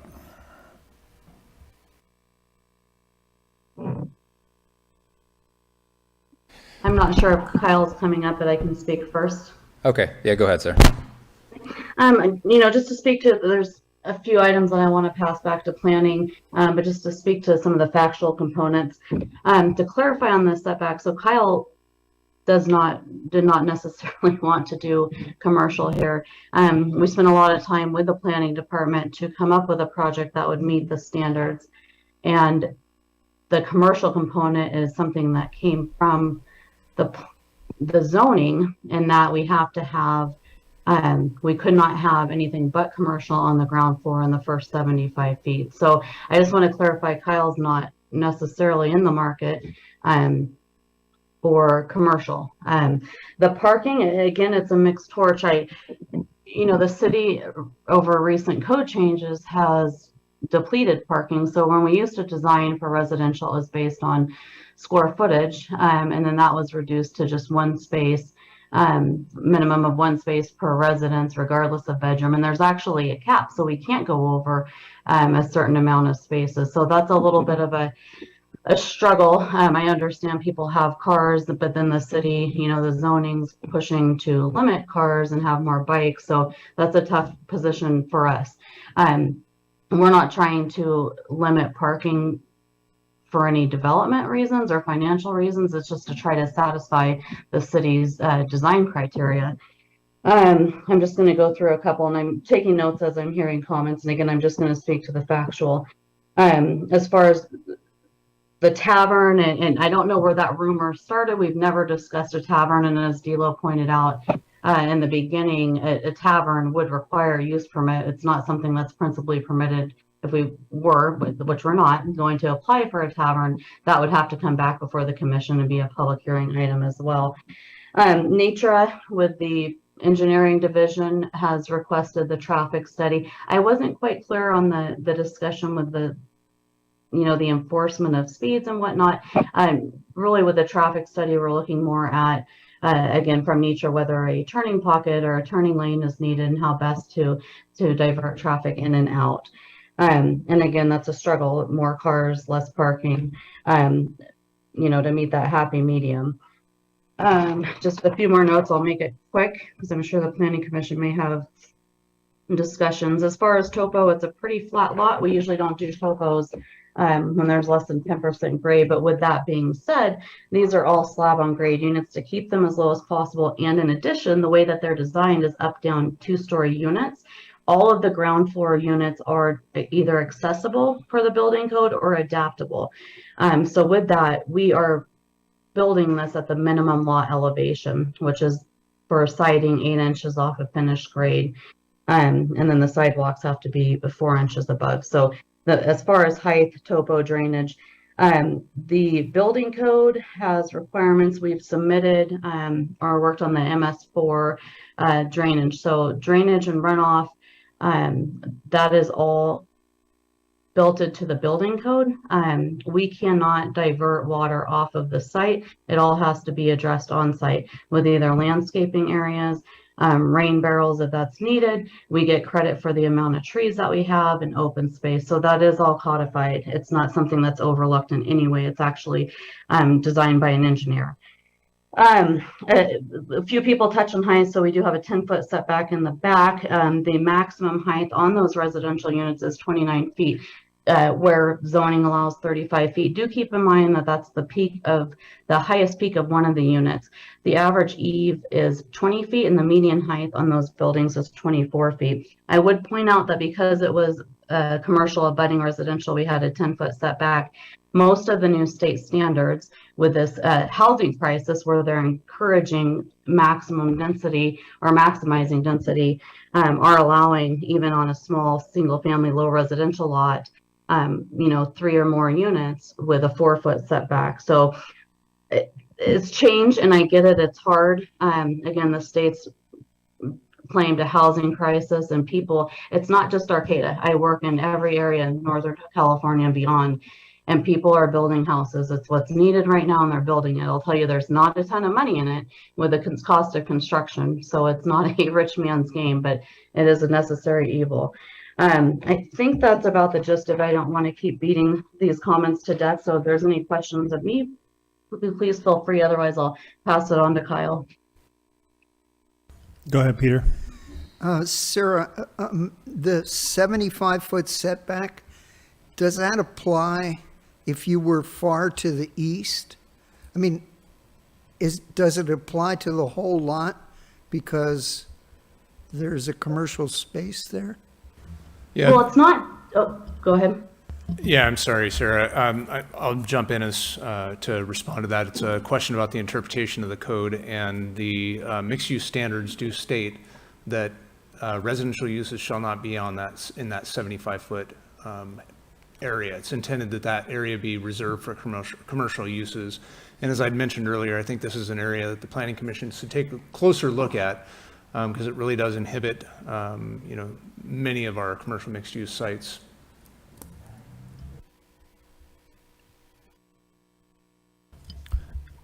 Any other commissioner questions while we have Sarah on? If not, please. I think Sarah touched on most of the things that I was going to mention. But yeah, just to reiterate, I understand this is a huge impact on the neighborhood, and the design standards for the zoning are very restrictive in certain ways when it comes to residential. So yeah, I mean, ideally, we didn't want commercial on this, but unfortunately commercial is required. And then the 75-foot comes into play, which made us push the buildings to the rear of the property. If we had free reign on this property, it would allow for us to do a much better, design layout. But unfortunately, with the design standards and the requirements that we have, this is kind of how it came together. But again, I just want to reiterate that, I really, Sarah and I put a lot of time and effort into designing this project to try to minimize the impact on the neighborhood, because we do understand, that, the design standards do allow us to go to 35 feet. We could do 3 stories. We could do a huge blocked apartment building, shadowing all the neighbors. But it was really important to me in my design to take into consideration, the following properties, the neighboring properties. And I understand that, a lot of people don't agree with that. But we really did put a lot of effort into trying to minimize the impact on this neighborhood. And like we mentioned, the FAR ratio, we're, I think, at 25% of what we could do. The height ratio, with the medium, roof height being at 24 feet. I understand it's still a huge impact, but we really did try to minimize this project. So that's all. Thank you. Thank you for sharing that. And I have one quick comment to add brought to my attention by Commissioner Yodowitz during the break. Thank you for bringing that to my attention. There was a mistake in one of the conditions. I will take responsibility for that regarding the residential lease agreement. It reads, the applicant, tavern operator, and property owner shall ensure basically that there is an agreement between the different use types that it is a mixed-use project site.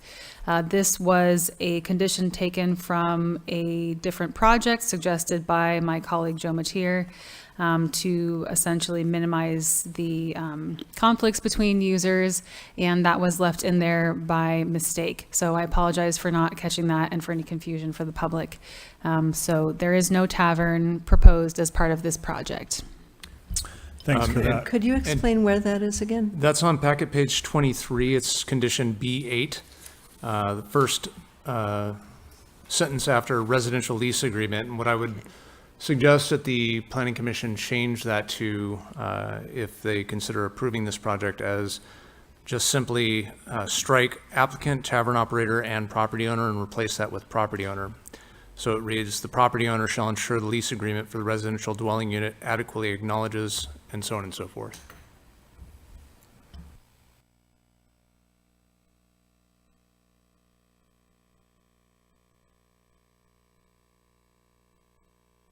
I'm hesitant just because everyone in the audience probably has questions. We had an extended public comment period, so I'd like to get to deliberations.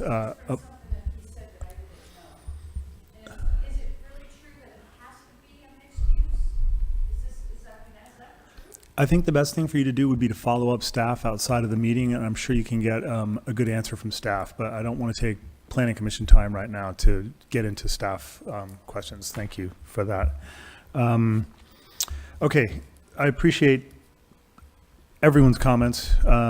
Appreciate Sarah and Kyle's weighing in on their design view. I'd like to close public comment now and turn deliberations over to the Planning Commission. First off, does anyone like to start? Clarifying questions, comments, or a motion from anyone on the commission? Judith?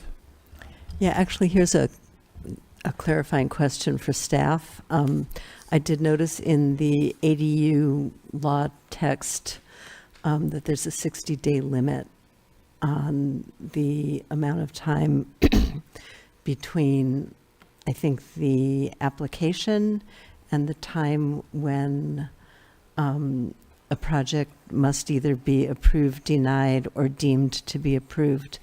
How does that apply here?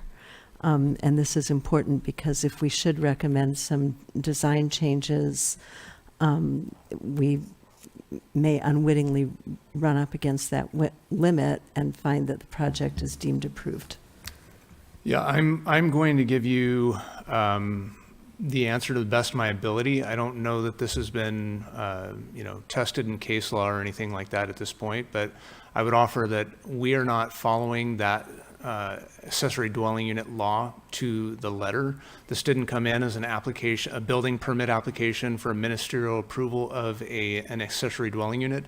Instead, what we're doing is we're evaluating all of the accessory dwelling units that could apply to the project throughout, its course, its history, based on our current zoning standards, and saying we're taking those into consideration. So I would say, from my perspective, my interpretation would be that it doesn't apply at all. So we're not running afoul of any streamlining requirements. Okay, great. Thank you very much. Thanks for that question, Judith. Does anyone else have questions, comments, discussion points for this project? Peter, go ahead. Can we ask questions of the developer? You certainly may, if you, just to the chair's discretion, obviously, but yeah, typically if you have a follow-up question that staff isn't, capable of answering, or it would be more appropriate for the developer to answer, certainly they can. Okay, here goes. Do you plan on having a PV system in this development? I can speak to that. Yes, solar is required for all new residential per the building code. How are the benefits going to be distributed among the residents? Of solar, I will have to defer that to the solar installer. I don't know that I'm equipped to answer that, but all new residential units, as part of the Energy Calc Title 24, do require solar. So my understanding is that each unit would have solar.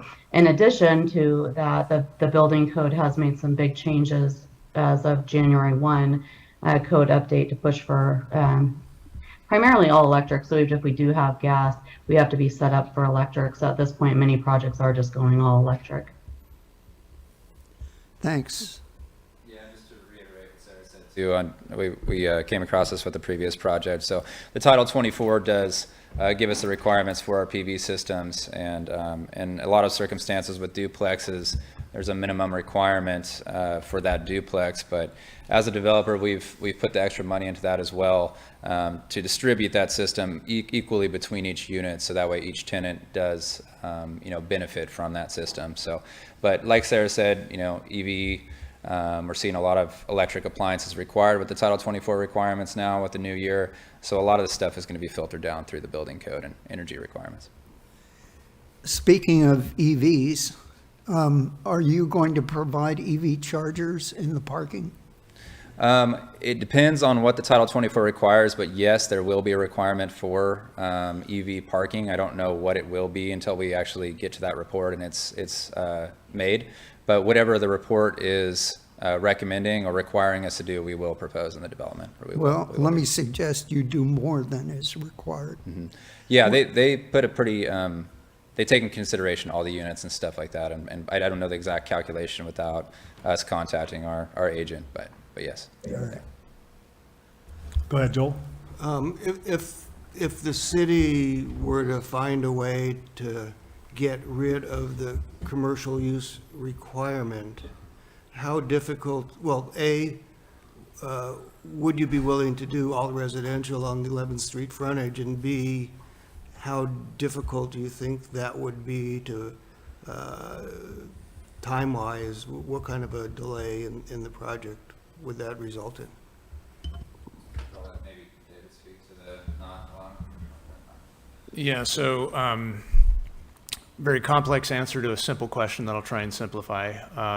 We are going through the general plan process right now, and we've adopted some policy changes to how mixed-use zones would be treated, and what those standards would be ultimately in the zoning code. We would have to follow up afterwards with some zoning changes to make that kind of accommodation if the project were to try and take advantage of the process we're already involved in. There are a couple other pathways that could conceivably be used to, process that request, but the most straightforward is to do a rezone. And at this point, we're so far into the redesignation with the general plan process, it just wouldn't make sense to start a rezone on this property. Plus, it would start to look a little bit like spot zoning, which we've addressed in some of the land use designations already that we've been reviewing. So to simplify that even further, I think, I'm not assessing the project feasibility associated with timelines, but it would significantly alter the timeline and put it likely behind the timeline that we're on for doing our general plan and rezoning updates. As kind of a related follow-up, I touched on this earlier, but assuming you don't touch the zoning now, leave it as is, but possibly finding a way to reduce the 75-foot setback to allow the buildings possibly to be moved further south how difficult might that be theoretically? Is there not a contamination issue in the central part of the property which is forcing those buildings to be where they are, and regardless of the setback precluding moving those buildings south? Is that accurate? There is this portion, to answer your question, there is this portion that I'm showing here on the screen. I'm circling the mouse around it. This is a land use restricted area where no residential uses are permitted. So this will always be a constraint in the middle, the western middle portion of the site, and that is a legal requirement. Thank you. Go ahead, Peter. Based on the comments we heard here tonight, are you willing to move? It sounds like you have some room to move south, and you certainly have some room to move east. And if you did that, you could probably provide, I'm guessing, a setback of 30 or 40 feet instead of 10 feet. Are you willing to do that? So, I mean, if the 75-foot requirement had gone away, there's definitely a lot of opportunity to move some units around. There is, as you guys see, a large open area on the right, and at this time we don't have a specific plan for what is going to happen in the future, but we do understand that there is a large push for housing, and there is a huge housing need in this community. And and staff can maybe touch on this as well, but we do feel that it's necessary to leave opportunity for future development for more housing in the future if it is needed, without restricting that with a design now that could encumber or hurt us in the future to not provide the amount of housing that this may allow for. So I know that's a touchy subject, but it's something that maybe staff could touch on too, but we like to try to use as much leave as much open space as possible to allow for future housing if that does come available. Judith? Yeah, here are a couple of points that, again, they've come up in other projects and before any of the rest of you sitting up here were on the commission.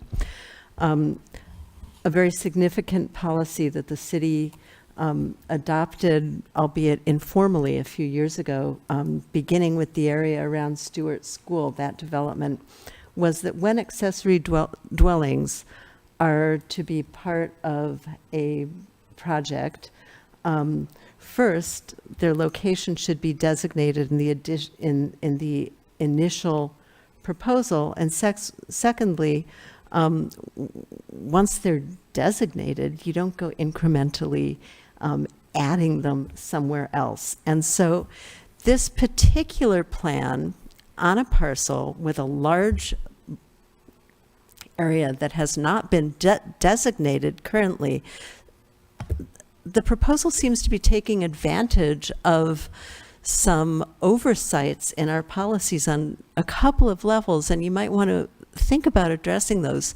The first is, if this had not been a mixed-use development zoning, but instead were governed by a planned development, and we saw a big blank space there, and we thought, well, we're reserving this for future development, we would really ask you to come in with a phased development proposal that would indicate what you're going to put on the whole site. This is a single parcel. It has not been subdivided.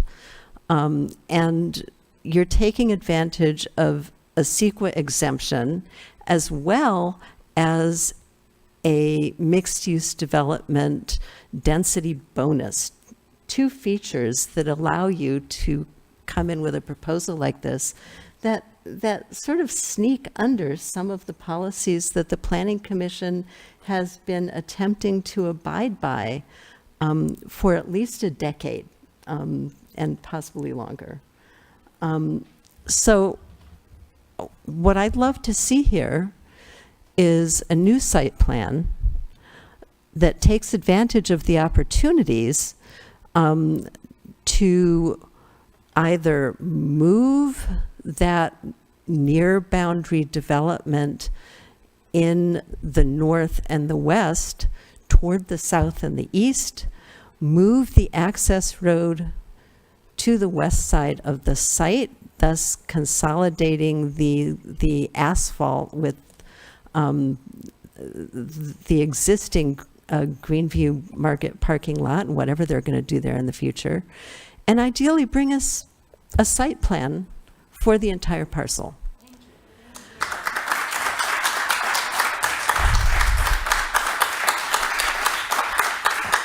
And I would really ask people not to applaud, but a site plan for an entire parcel when you're asking for two concessions, which granted are allowed by law, but which impinge on our ability to review the future of the parcel as a whole, I think that's something that we should ask you to do.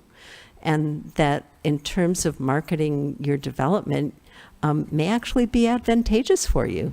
Mm-hmm. So I just want to clarify, and maybe staff could reiterate this as well, but I know you used a few words like taking advantage of it. I think you're relating to the ADU law as in after this development is finished that we would be allowed to have more density on the lot, but that's incorrect. That's what we're proposing right now is the maximum density allowed per design standards and per ADU law. So for us to try to come in with a full site plan that represents what future development may look like is impossible for us, because we don't know what the zoning standards will be if this lot is rezoned in the future or if density is increased in the future. So for us to be able to come in and design a site plan with an increase in units and layout, we just can't do that because we don't have the standards to adhere to. So I think there was a little bit of misinterpretation there that we're building this and then as soon as we get done, we could reapply for an ADU law that allows us to do more. That's incorrect. We don't. Okay. Sorry, I just wanted to clarify. But as of now, yeah, it would be hard for us to do that because we just don't know what that looks like in the future. So I don't know if staff has any comments on that as well. David, yeah, please. Okay, yeah, just briefly, I do want to, I understand, you've heard a lot from the neighbors who are concerned about the site plan and concerned about, location of buildings, height of buildings, the effects on those properties. And I, certainly, take those to heart and take those into consideration. I want to kind of reflect on, the characterization of this as having, snuck under policy. I think that what we're doing here is actually consistent with the policy that Commissioner Mayer reflected on, where you're actually getting an opportunity to identify where those ADUs would be built on site while you're evaluating the current development proposal that meets current development standards. And so this project is not sidestepping any standards. As Sarah mentioned, it completely comports with all standards and isn't asking for any exceptions. And in terms of a phased development or a PD process, PDs still require that you preserve the underlying base zoning uses on site, even with the most advanced PD that allows you to have uses that are not allowed on site. You still have to have uses on site, and those uses would defer to the design considerations that are in the underlying zoning. And so you could potentially be having a different discussion, about some of the site standards if you were looking at a PD. But again, we are, and this comment goes to some of the other attempts of commissioners to try and redesign the project from the DS in an attempt to try and mitigate or negotiate, a project that you feel kind of meets in the middle.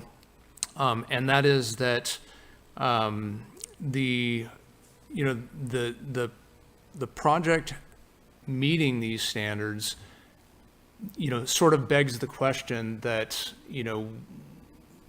whether or not you can make those findings. And staff has prepared findings for your review. And, they're in your packet. And the question is, can you make those findings? Ultimately, there may be some changes that, you've asked, is the developer willing to make those modifications? And, you've heard, well, no, I'm interested in doing this development based on the current standards that are available to me, recognizing that there may be changes to the standards that allow for additional development in the future. And that's why I'm preserving, this additional space, so that if there is a second phase in the future based on the changes that the city council makes, that the site and the community, frankly, can take advantage of those and the additional housing that will be procured through that process. I do want to recognize this is a dramatic change. In my neighborhood, I had the exact same thing happen where I benefited from a neighbor's, vacant parcel for a decade or more. And then it was developed, and it was, dramatic change for all of my neighbors and myself. And so I relate to that.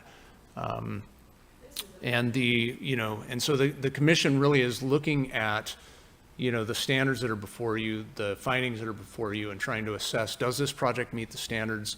And I appreciate your attempts to negotiate those concerns, recognizing that even if the units were moved around, the space that was left behind might get infilled in the future once and if the standards are changed in the future.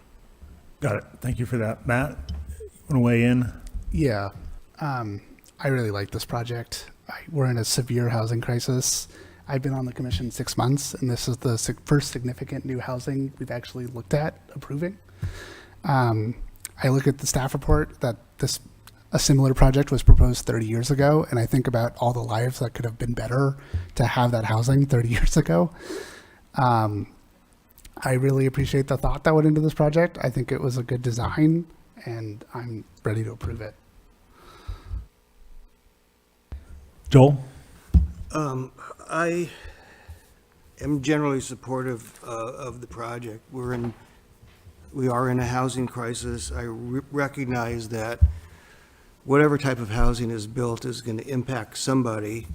But I think we would be doing a disservice were we to start denying projects because somebody is going to be impacted. I do have a few comments for the applicant. One, I would appreciate in the future, if you were to come back here on other projects, to perhaps do some, and maybe you have and we haven't heard it, but do some community outreach prior to coming to the commission. It could result in a better project. I have a couple of specific comments about, which I'm not sure of, regarding the details of the project. In terms of the surface for the parking, is there any requirement, or do you plan on having some sort of like permeable surface or something to be more environmentally sensitive than asphalt? So once we, and Sarah can maybe touch on this as well, or have it a better answer, but so we will be required to have an MS4 report done by a certified engineer and stuff, and at that point they will provide calculations on which parts of the parking may have to be permeable to meet our site requirements for runoff and stormwater. So we don't have specific plans ourselves on how that will be, but we do have to do our MS4 that will in turn provide those details for us. And if there's any more that Sarah would like to touch on as well, or staff. I can just speak quickly that, yeah, the engineers will design. We often do incorporate permeable pavers or paver stone of some sort. I would say that when we design this, we minimize the parking and paving as much as possible and kept as much open space. The courtyard in between the units is designed as permeable as well, so not just a big concrete patio. So we do take that into account up front, and then as we work through the building process, the engineer will, with the calculations, verify how much we need of permeable paving. Thank you. I have a couple more comments. I'd like to see in this project or future projects something like green roofs, and any other way to incorporate environmentally friendly design that not only meets current code requirements but surpasses them. Are there going to be any affordable units proposed in this project? There are none proposed, no. Staff, is there a requirement? I assume there isn't because none are being provided. Yeah, there's not currently a requirement for restricted affordable housing. Peter, go ahead. One more energy suggestion. Are you planning to use heat pump technology for the space and water heating as opposed to hooking up for natural gas? In other words, being all electric? Because the new Title 24 building standards, it will require you to make these units electric ready, so-called. And if that's true, why not go all the way and use heat pump technology? Right, so you will most likely see heat pump technology on all these units. Any of the new designs and developments that we've done here with the new energy code for this year have pretty much required heat pump technology. The Title 24 can kind of be confusing because there's a score that you get, so you could up your insulation or get solar batteries to compensate. So, but the standards are more restricting now, and it's near impossible from what I've seen to not use heat pump technology in multifamily, what I've seen so far. So I would say that they will probably most likely be used here. Yeah, gas will be very much minimized on this project.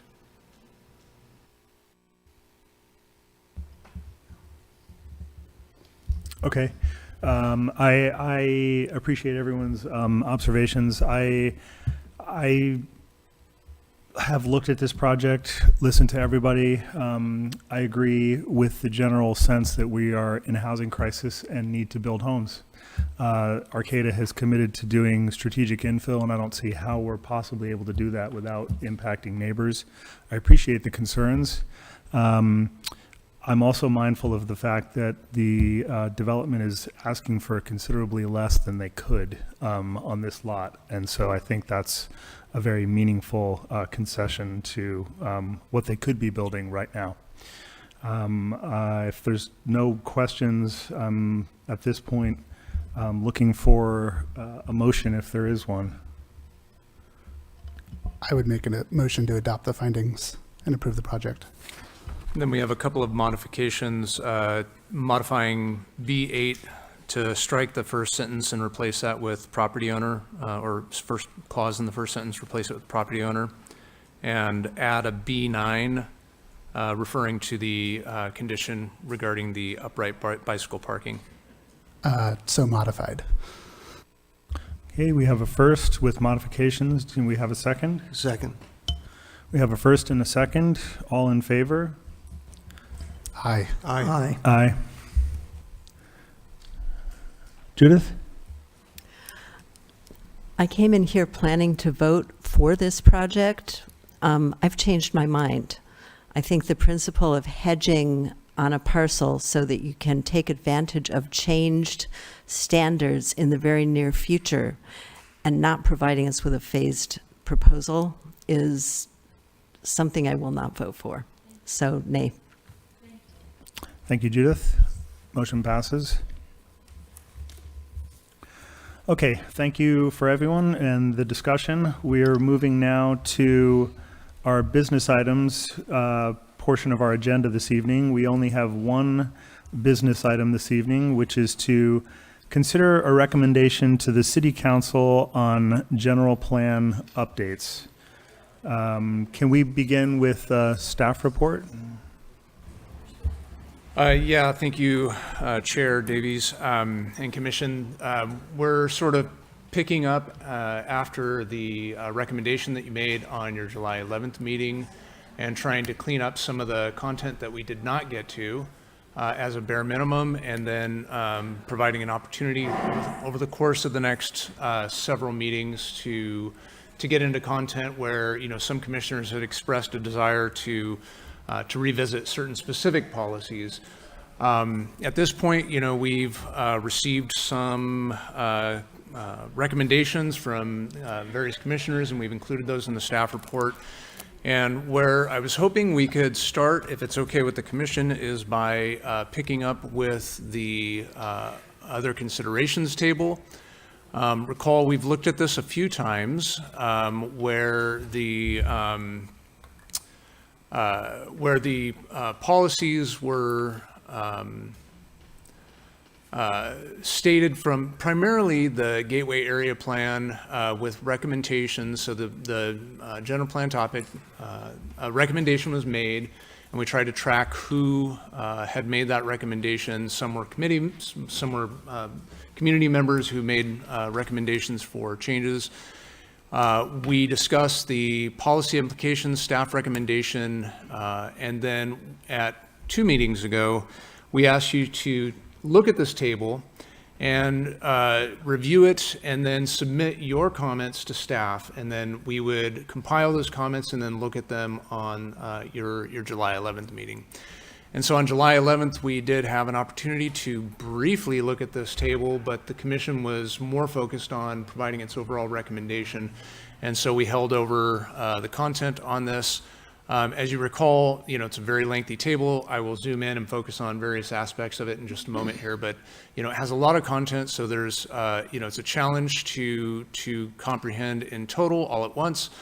But what we've added here is the columns for each of your responses that you sent in to us independently, which we shared with you at the last meeting. At that time, we hadn't received Chair Davies' comments. We have since received those and are now sharing them with you again. What we've done is added in the PC recommendation column, the total number of votes, if you will, for continuing a conversation about this. So having, you know, at this point, well, there's 5 of you here tonight, but 6 who participated in this. At this point, you know, having greater than 3 would push you over into, let's definitely talk about this territory. Having 3 puts you right on the fence. 3 of you said, you know, words to the effect of, yeah, I'd like to talk about this more. And 3 of you said, no, I'm comfortable with the recommendation of staff. And so these numbers here, as you get above, you know, 3, you're starting to get, or as you get to 3 and above, you're starting to get in the territory of, does the commission want to take formal action to open these topics up again and review them? Or, you know, or do you want to just move forward? At this point, you don't have a solid 4 for any of these topics. Either you have zeros, which means everyone's comfortable with the change and ready to move on, or you have, you know, a maximum of 3 where some folks had, you know, comments. And so, for example, here on this policy, which was lane width, and the CRTP submitted a comment to reduce lane widths. 3 of you had some recommendations. Simmons said he strongly agrees with CRTP. Yodowitz said, you know, disagree with staff. I agree with CRTP, the 10-foot lane widths. I'm sorry, that's Lehman, excuse me. And Yodowitz said, generally support staff, open to further discussion. And so, you know, there's kind of a range of, if you were doing gradients of agreement, this probably wouldn't make the cut, but we wanted to have the full discussion with you now. I'm going to move over to the simplified results, which, oops, maybe I'm not. I'm going to hide a couple of columns here so we could look at more content all at one time.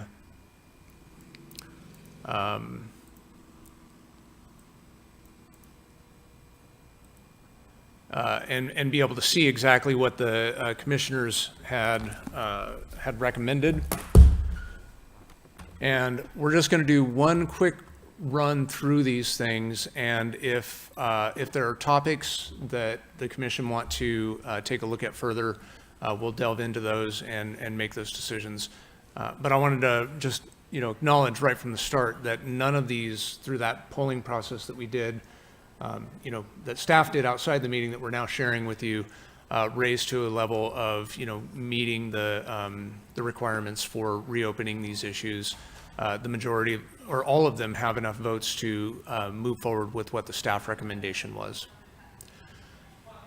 So I'll leave it to you to how you want to move through these. Do you want to look at them in order? Do you want to look at the ones that had threes first and kind of dig into those policies, or I'm sorry, those comments that were made and see, you know, hey, is there enough interest here to reopen those? And then the objective will be for all the ones that you don't want to move forward and have further discussion with, you'll take action and include that in your additional recommendations to the city council that they consider.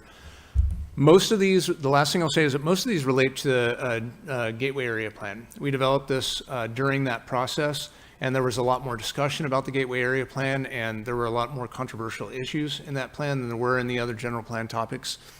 And so you'll see most of these relate to the Gateway Area Plan. All of the changes that have been recommended that are not on this table through this process are already included in the current draft of the Gateway Area Plan. So with that, I'll defer to the commission how you want to move through these. I like the suggestion of starting with the threes, if folks are okay with that. Does everyone agree? Could you repeat that? He was suggesting that we start with all of the issues, items that had at least 3 votes, so that the commission would seem to be split. You know, I've looked through the chart, and there were several of these items where staff indicated there were only 2 votes, but when you actually read the comments, it appears that there were possibly more, starting with the very first one. When I'm reading, I think maybe we should just go through them in order. I'm fine with that. Okay. The first one is related to the K&L Street couplet. This was a decision that was made early on through straw polling. There were 2 members who said words to the effect of, you know, they want to see this one. Mayor said, we should address this with the city council, but I think the PC did have the clear consensus on the urgent need for safety updates on K Street now. Yodowitz said, I support couplet provided a demonstrated trend to forego demonstrated need to forego linear park. Maybe some interpretation there, because I think you meant that the linear park would remain. I'd like to see traffic study results safely after safely improvements to K Street as PC previously recommended, with study taking into account probable build-out scenarios over time in the Gateway area. And then the rest of these were either concur with staff, or Simmons said he personally disagrees, but the PC already voted and doesn't see a need to rehash the issue. Okay, I think Simmons basically seems to be in favor of not dropping this yet. Is that correct or not correct? No, I'm saying it's dropped. We voted. It was 42. Okay, well, I would suggest this will definitely come up again with the city council, if only because we have a petition with nearly 1,000 signatures, and we will probably have people standing outside the room yelling. So I think it would be unwise for us to simply assume that we're done with it. Let me clarify. I mean, we as a body by ourselves are done with it. It will come up again, but it's not a thing we need to discuss right now. So this, oh, go ahead. Joel, I don't understand why you think that the KL couplet would eliminate the linear park. Why can't we have both? Well, I think it would affect the aesthetics of the linear park. I haven't seen the detailed design that demonstrates to me, and I don't believe I was on the commission at the time that this item was before the commission. And, you know, I don't think the couplet should be taken off the table. My personal view is, you know, if the KL couplet is necessitated by transportation issues based on traffic studies, and then I guess there's also the political overlay, maybe what we, or the environmental overlay, that maybe if there's a lot of traffic congestion, maybe that's good, to discourage people from driving.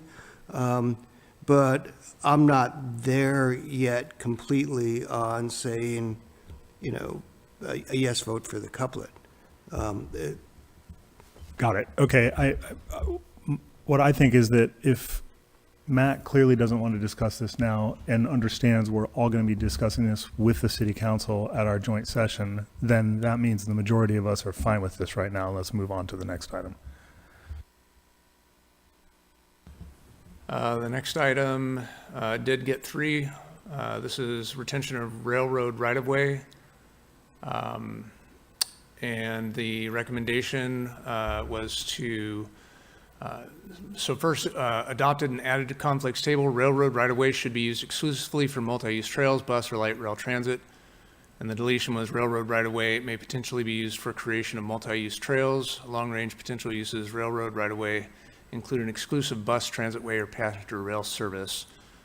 So that was the recommendation that was made on that, let's see, by the Transportation Safety Committee. Again, this would have implications for the K&L Street couplet, and based on the Planning Commission's prior actions, we recommended that this not be adopted because it would be in direct conflict with the action the Planning Commission took. And again, you had Commissioner Lehman saying unsure how to vote. He wants K&L Street couplet retained. Yodowitz had the same comment as above, and Mayor said appropriate legal wording to facilitate bike ped, greenway, and other non-rail uses. Link also to regional trail planning, and I would offer that those are already included both in the plan and in other planning documents we have related to a trail system.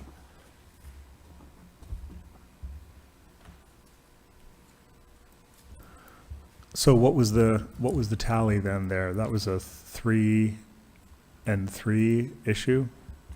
That was a 3 folks voted for it. Yeah, 3 folks said they were fine with the staff recommendation.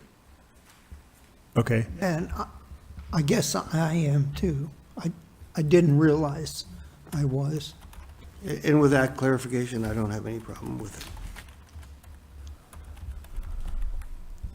Judith, did you want to weigh in on this outside of the comments that are listed for you on retention of railroad right-of-way? No, I think it probably would have affected what I said to know that this was a recommendation from the Transportation Safety Committee. That would have been extremely helpful. But I think the important thing is that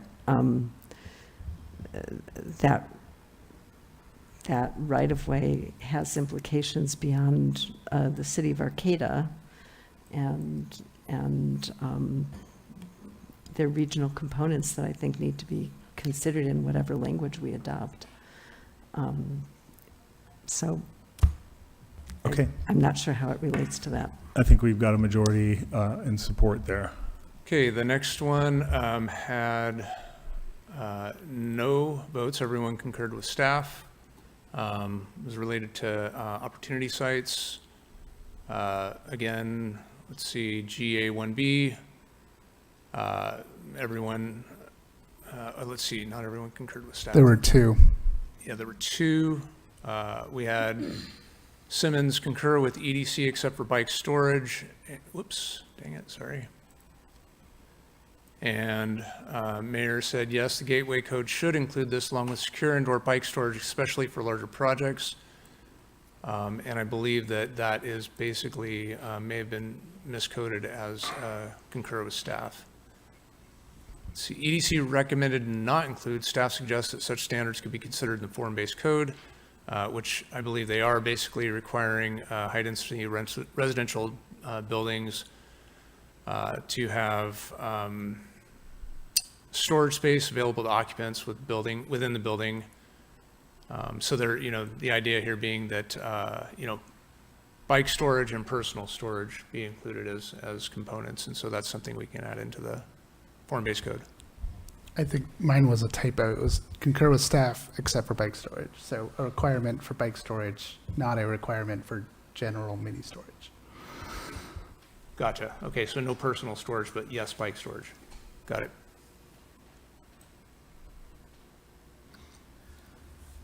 And I think if I read Commissioner Mayer's comment right, this is not actually a vote against what the staff recommendation, it's a vote for it. Yeah. Okay, so we ready to move on? Okay. Okay, so the next one, Wetland Creek Committee recommended that they strengthen GA 1H, which was relocating existing uses incompatible with the planned vision.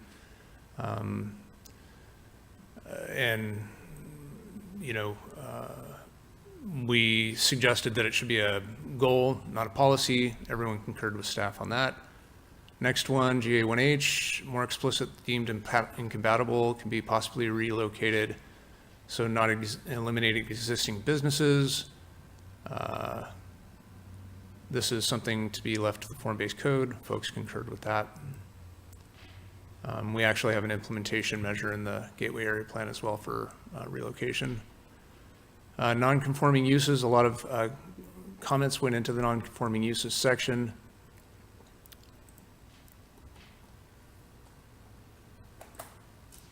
And excuse me, what was staff's recommendation on that? For which one? Non-conforming uses of vehicle-oriented uses. Yeah, so the plan includes several balanced transportation policies and seeks to reduce the necessity for reliance on autos. Staff recommends against prohibiting future auto-related industry in the district writ large, and so we recommended no changes. We had all except Yodowitz concur. I'm not sure that I understood exactly where that was coming from, because I really think that electric vehicle charging stations, bicycle-related vehicle businesses, stuff like that should be allowed in the gateway, and some of them should actually be encouraged. So I'm not sure exactly what that staff recommendation was that you marked that I'm concurring with. So the recommendation was to make anything auto-oriented non-conforming. So gas stations, car washes, anything that, auto service stations. Yes, I'm not concurring in that case. That was the CRTP recommendation. Staff recommended against what CRTP said to allow auto use. There's too many negatives. Okay, so it's very confusing not having that source material in there.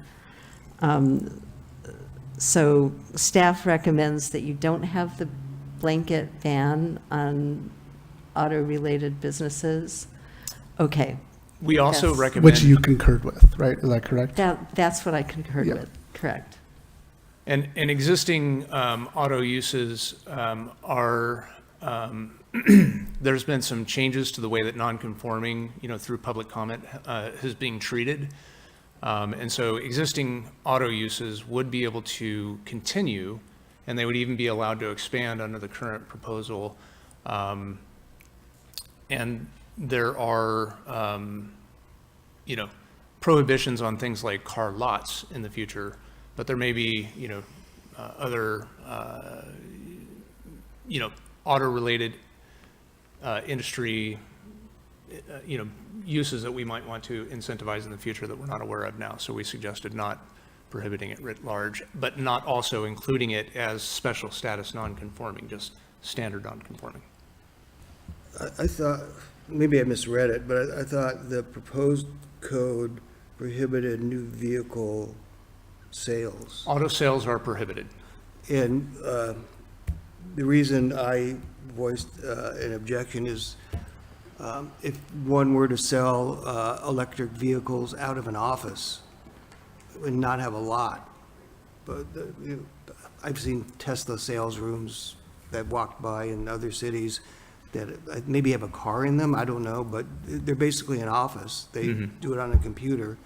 That would technically be prohibited, I assume, as a sale, auto sales, yet it's more, to me, more akin to an office. Yeah, I think, there'd need to be some interpretation at that point. Auto sales lots is specifically what we prohibit. Certainly as the market changes and there are new ways of selling these products, there's, going to have to be some, flexibility in reviewing what specifically that is. I don't think the city is, seeking to, eliminate car use. It's trying to discourage car use. And if someone wanted to open that kind of office-based car dealership, they could ask for a variance and explain there won't actually be any cars on this lot. And I think we would grant that in that case, but we don't have to preemptively allow all car dealerships to fix that problem. No, I wasn't suggesting that. I was suggesting a carve out for electric, but I'm okay with it. Okay, the next one, single-family homes, amend the plan to include a section defining what owners of single-family homes on typical lots can do under the plan. I think this is actually addressed in the form-based code already, which was the recommendation of staff. And single-family homes have, clear pathway for, remodels, expansion, those kinds of things. Where did that suggestion come from? That was a public member. Okay, when I was reading the form-based code, it needs to be clarified significantly. I can certainly point out where it is located, and then we can evaluate that language for clarification. I think it's pretty, it's definitely the intent is that it's in there that existing single-family homes can continue to modify, have ADUs, that sort of thing. Okay, the next one, again, 0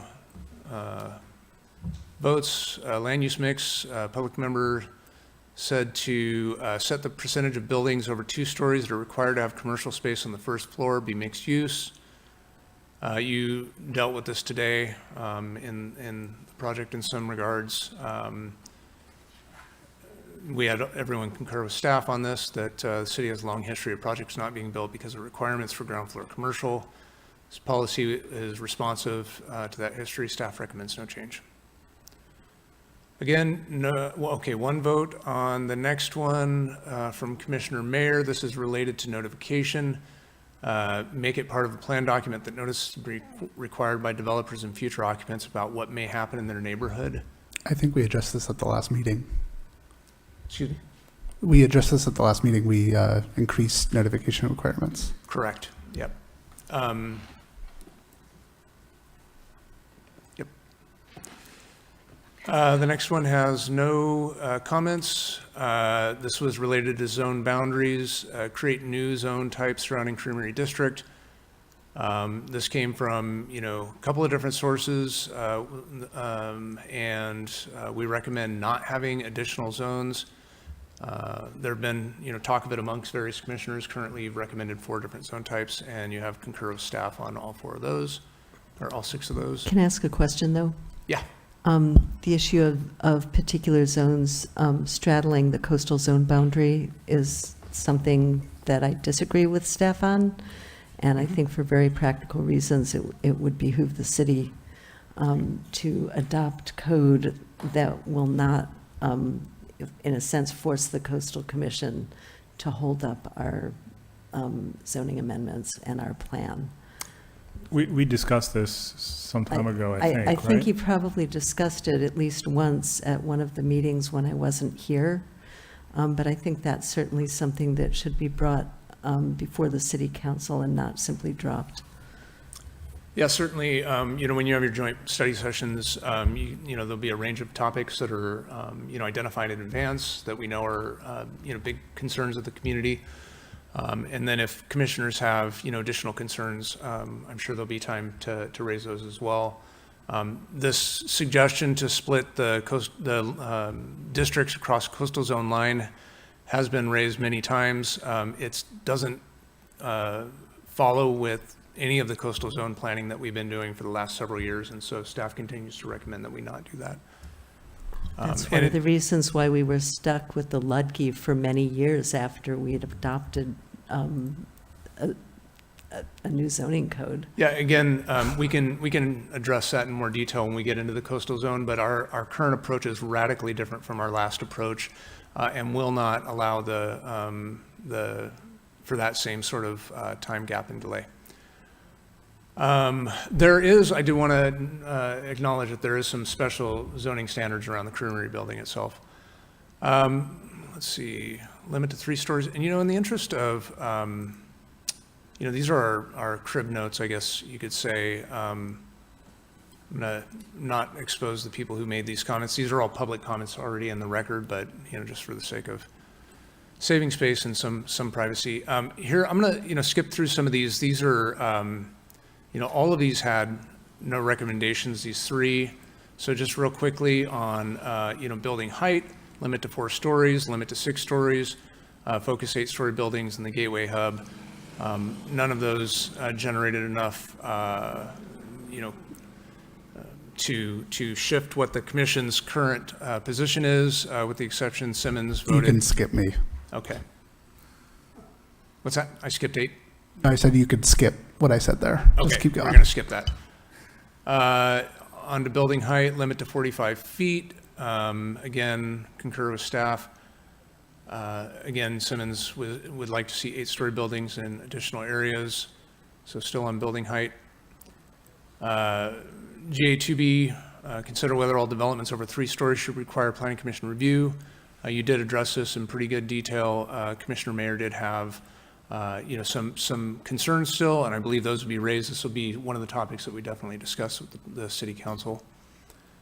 Building height. There was some recommendation to have priorities among relative value of community benefits and try and set those relative values to development requirements.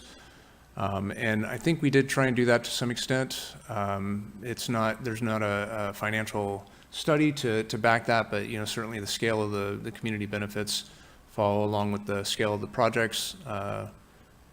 Let's see, this person concurred with the public member, and again, there's a recommendation discussed with city council. I think we're going to discuss community benefits with the city council. It's one of the most well-vetted segments of our planning process. Let's see. Mixed tenure, specific targets for mixed owner and occupied. This is really, good, philosophically, I think it's, supportable. Policy-wise, it's really difficult to implement. So we indicated they're soft targets and don't recommend putting a hard target in there. Tagney, again, concurred with I think that's Tagney. Yeah, concurred with the public member. I'm not sure what's going on with let's put those on the bottom so we can see them.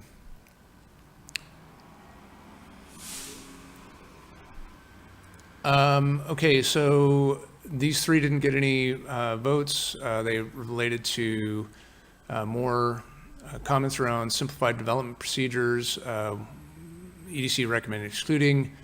We talked about this with form-based code. Implication that increased density results in increased affordability is questionable. That's basically the results of our market study and kind of the, supply-demand economics that we've been operating on. Nothing there. From commission, maintenance of multifamily structures, certainly, having a maintenance district would be pretty complicated. Assessment districts have been established in the past, but this would be, quite a bit to manage. We recommend specific conditions of approval or standards and allowing the enforcement process to guide that. Does anybody object to me kind of skipping through the ones that have no votes? I suggest you do. Okay. Keep it and moving. Again, in the interest of time, the ones that only raised one. Okay, so I'm going to skip down to the next one that has 3. Or two. We'll do 2. We have a vote for 2. GA7A, create or require potential for parking revenue and or ticketing revenue to be used to help support transit, pedestrian, and biking infrastructure. Again, this is a good idea philosophically, but those parking ticket and the enforcement revenue and the parking revenue from meters and whatnot, those are the portions that come to the city. Ticket revenue, actually, the majority of it goes to the courts, but the portions that come to the city do go into the general fund, and we can't earmark them. But I do think that philosophically, it's important to remind the council that hey, we've got these enforcement regulations to try and do these special priorities with when budgeting comes up. So we've recommended against having a specific policy for that. There were two dissenting votes on that.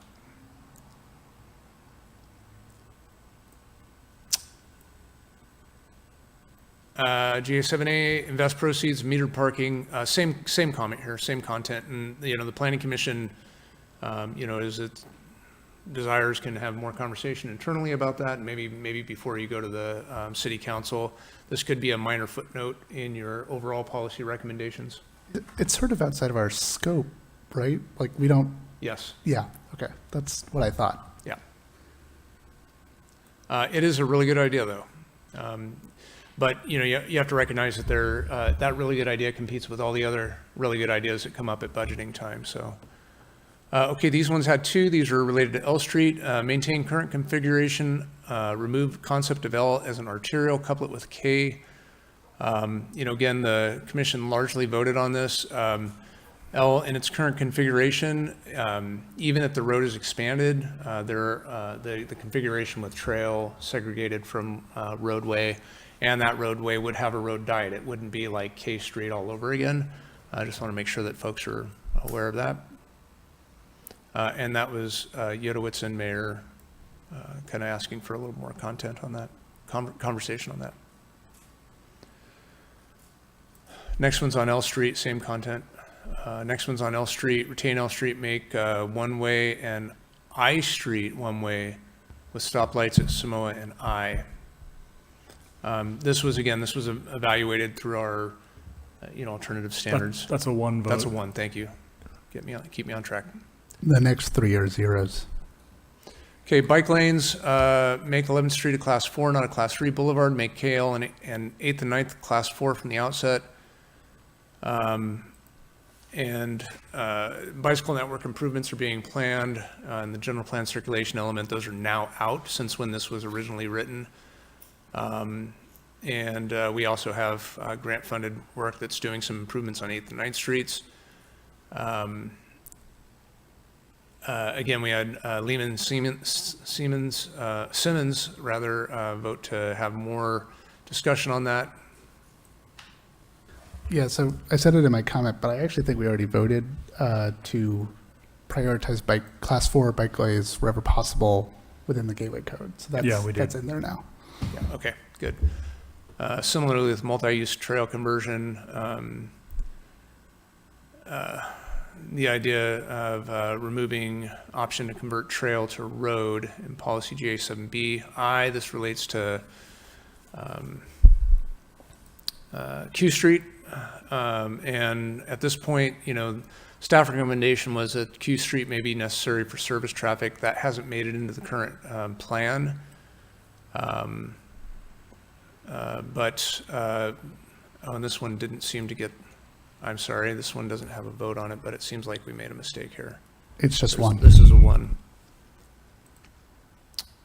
This one's a 3. We had 3 requesting for additional review to reduce the road width size to 10 feet. Again, the city engineer isn't here to speak on that, but if that's something that you want to discuss further, we'll bring that back.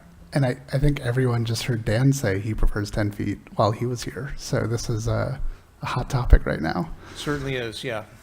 For me, the 10-foot width is related to the couplet and how we develop K Street and L Street. Yeah. I mean, if we only have a 10-foot width, that makes a difference in the L Street linear park and what K Street ends up looking like. I think that's a really good point, and I think that's something that could certainly be part of that discussion. And I heard Dan say he's in favor of 14 foot as a starting point, maybe. Oh, I heard 10. Yeah, maybe the skinnier the road, the better. So yes, so I guess this sounds like it's naturally going to come up again anyway in this context. Does the commission want to just acknowledge we're going to talk more about this? And this is not part of the recommendation of the city, the future recommendation, forwarding recommendation of the city council? Okay.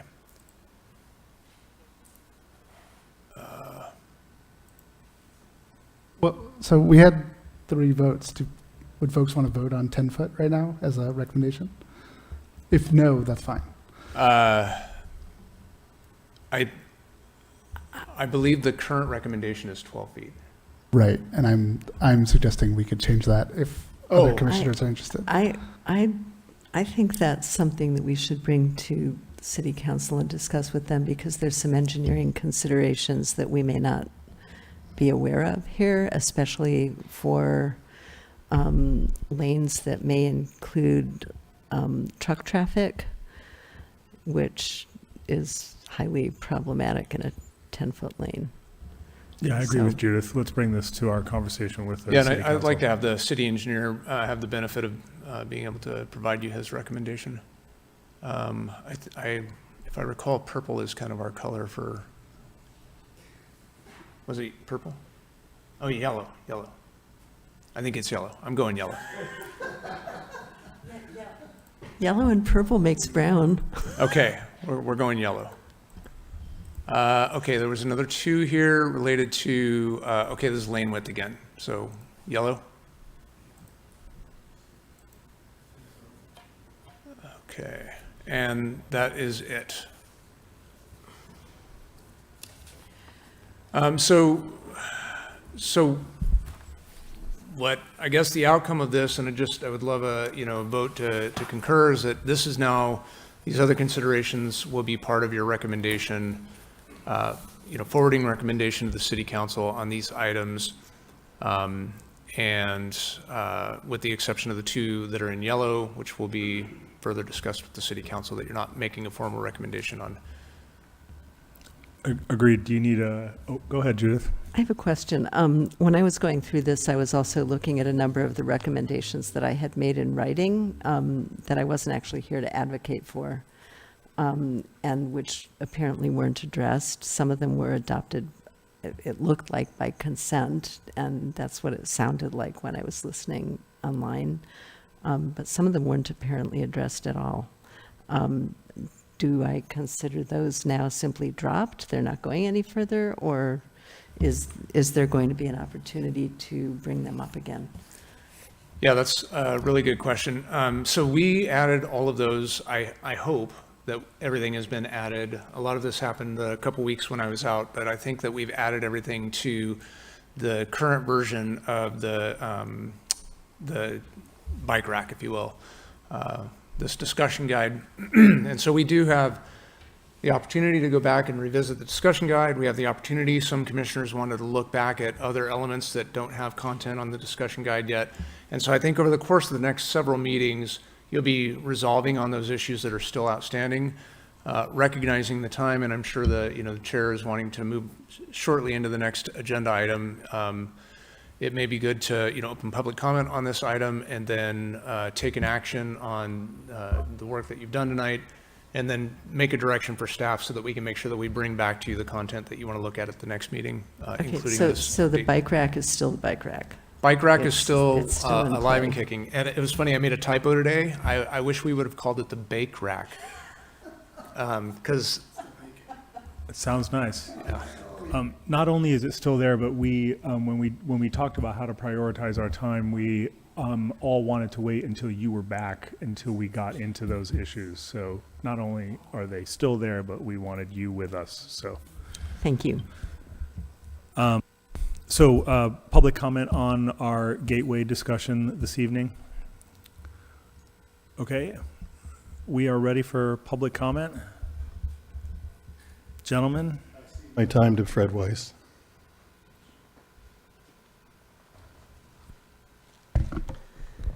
Thank you. I wish I could ask for some leeway on time here because there's way too much to cover even in 6 minutes. First I want to say that now that you've achieved your goal of supplying an interim working draft of the general plan, gateway area plan, and form-based code, you should feel emancipated and you should be relieved from the rush that we have seen over these last months and take care of business on your own schedule. May I suggest that you schedule an actual meeting time for bike rack issues rather than continually leaving it for that never land of as time allows. Over the past few months, I've given a lot of leeway in the process and the presentation. There have been a lot of information presented that has not been factual. I haven't called it out because I also wanted to see things move forward. Everything that we were done, we were told was interim and could be revisited. We were told that, okay? This other consideration table is compiled, most of it is 10 months old. I think it would be nice to have an update of it and what has gone in. It was originally things that were in conflict with the second draft of the Gateway Area Plan, which came out in October 2022. Next, I want to say the word linear park has been co-opted to mean different things. The people who have signed have over 1,000 signatures. They are talking about a full width linear park. By definition, a linear park is anything that's less wide than it is long. To call the pathway that would exist next to a road on L Street, to call that a linear park is a real slap in the face disservice to the people who've been working on this. They envision L Street as a relatively car-free of Wunderf. There would have to be some cars, but not a linear park such as a pathway next to a road. I know the director doesn't like when I refer to it as a truck route. It is a truck route. It would be a designated truck route in Arcata. At one point there was a mention that affordability is reflective of supply and demand. I 100% disagree. We have a virtually insatiable demand here. I want to say again, I strongly object to the open agenda listing where the public has no idea what is going to be talked about that evening. And I present that the director knows what he's going to talk about, what the subject is. To not include that in an agenda item has been ruled on by the courts. I found at least 4 case listings where this has been upheld. It is not good for the public to not know what is going to be discussed. I mentioned to visualize the setbacks that you were talking about. I did a very crude 3D modeling. It's on arcata1.com/PC, which is your portal. And I mentioned the Will Adams building. As you are very aware, I have many issues with the existing other considerations table since it first came out. As one small example, I am listed as the person who said that the Creamery District should have its own zone. It was not me. It was the chair of the Planning Commission. And I ask you, how would you feel if your comment was disregarded to that extent? So I consider that to be false, one of many items that are false on this table. Plus, the table should be much larger. I also want to point out that what the public received as this table is not what you see. It's not what was presented here. The public didn't get this information. That's why I call it a Brown Act violation. The phrase concur with staff was there, but not what the staff recommendation. That was not in what was available to the public. So how in the world could we reflect upon concur with staff, what that means when we don't know what what the staff recommendation is. It's not in the table in the packet. Another small item on this, the map showing the walking distances, that was one of my items. It's 100% false in the packet, in the general, in the gateway area plan. You can approve it, but I'm sure this will be not pass scrutiny with the council. There's a mention of an architectural group here. I'd like to know who is in that architectural group. This would be a great use of the gradient voting system, because one person could feel strongly about something and 3 people could be lukewarm about something. It'd be very different than just say concur with staff. I'd like to get some explanation of the conceptual greenway that's shown on page 46 of the form-based code, which shows it currently cutting through 2 private properties. What else can I say? I do a lot of work on this. I respect what you're doing. Don't misunderstand me.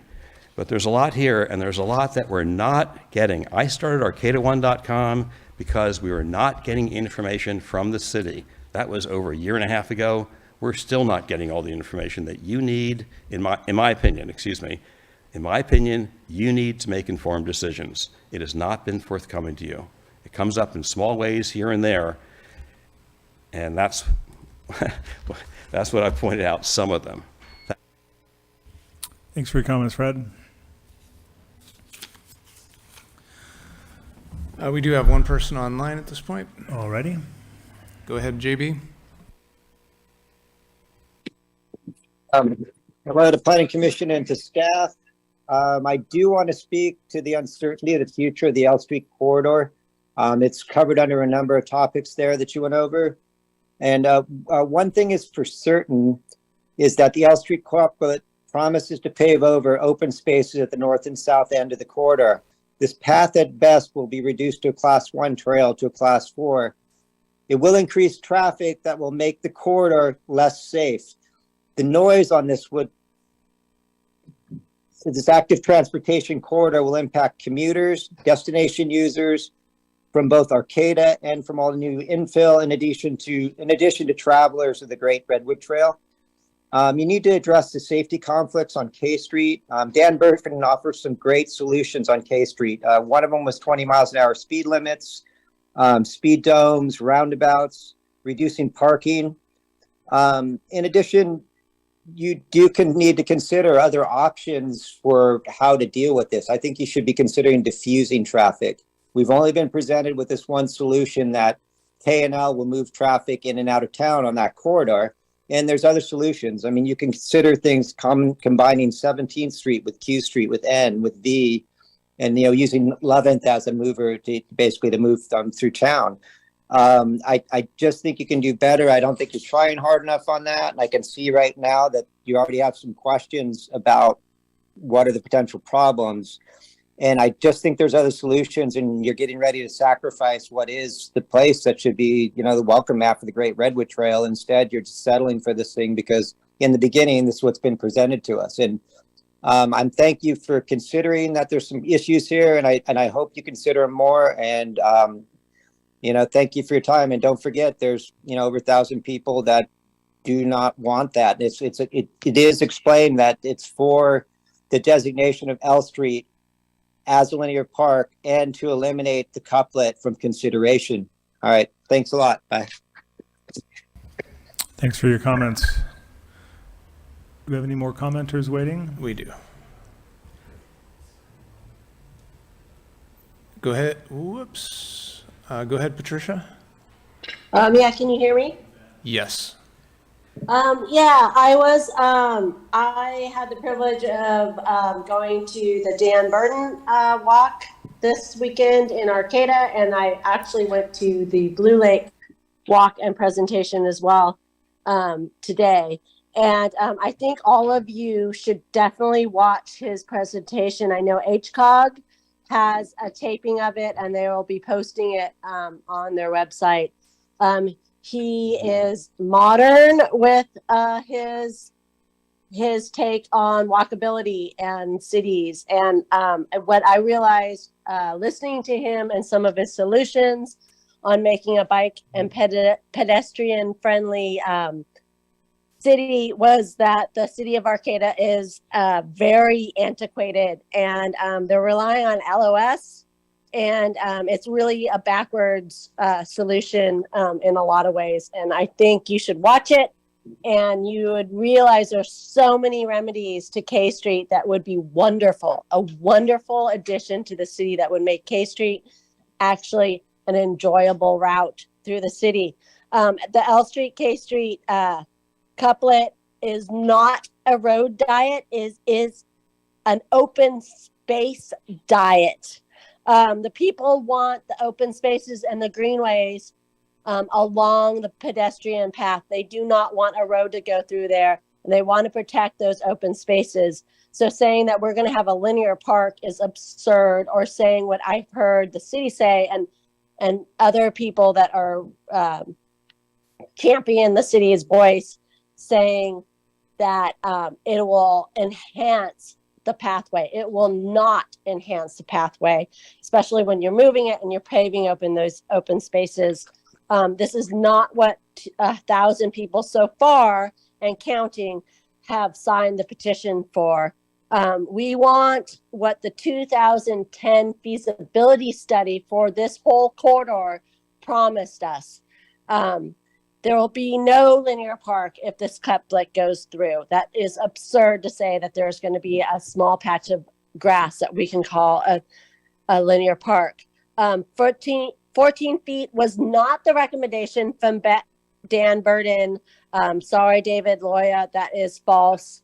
It was 10 feet, maybe possibly 11 feet at the most, but it was 10 feet, but he recommended to slow down traffic. So I really suggest you watch these presentations. I was really disappointed that none of the planning commissioners were there. I know Matthew Simmons wasn't at the walks, but he was on a walk that wasn't scheduled on the public's notice, so the public didn't know about it. Thank you, so Patricia. anyways. Thank you for your comments. Go ahead, Lisa.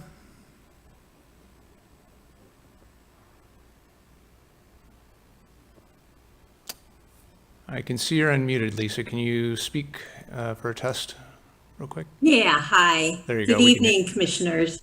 Given the breadth of discussion and concern about quality of life issues surrounding the Boughton development, I think it is important for the commission to carefully consider the changes that are being proposed for existing neighborhoods throughout the city in the general plan update.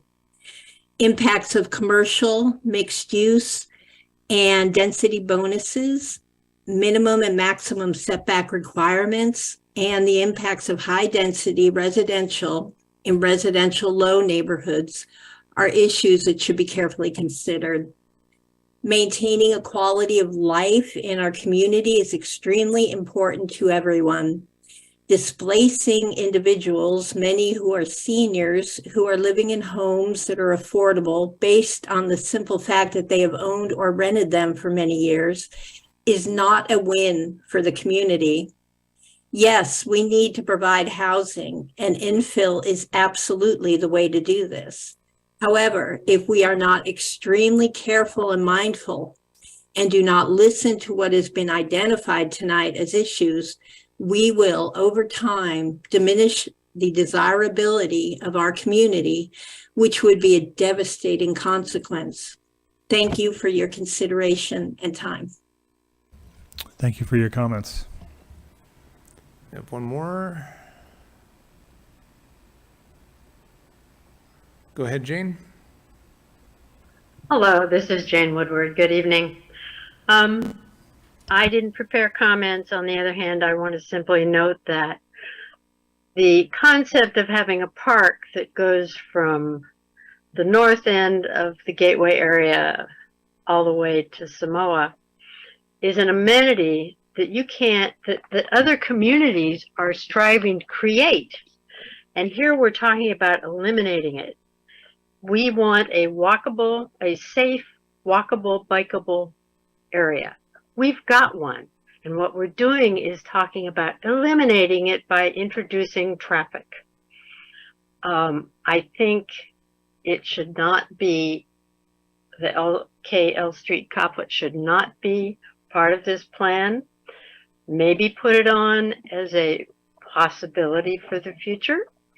On the other hand, I think you need to very much consider keeping it and developing it as a park, because it is an amenity that will create a great deal of enrichment for the community and all the new housing that we're anticipating putting in this area.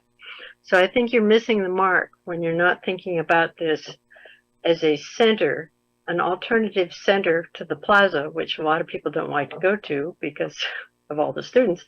This is a family center, and you can develop it as such. It's where we have a lot of events around the creamery, and to introduce traffic there, I think, is a major error, and we would be forfeiting a major amenity that would attract people to this new area we're creating. Thank you very much. Good luck. Thanks for your comments.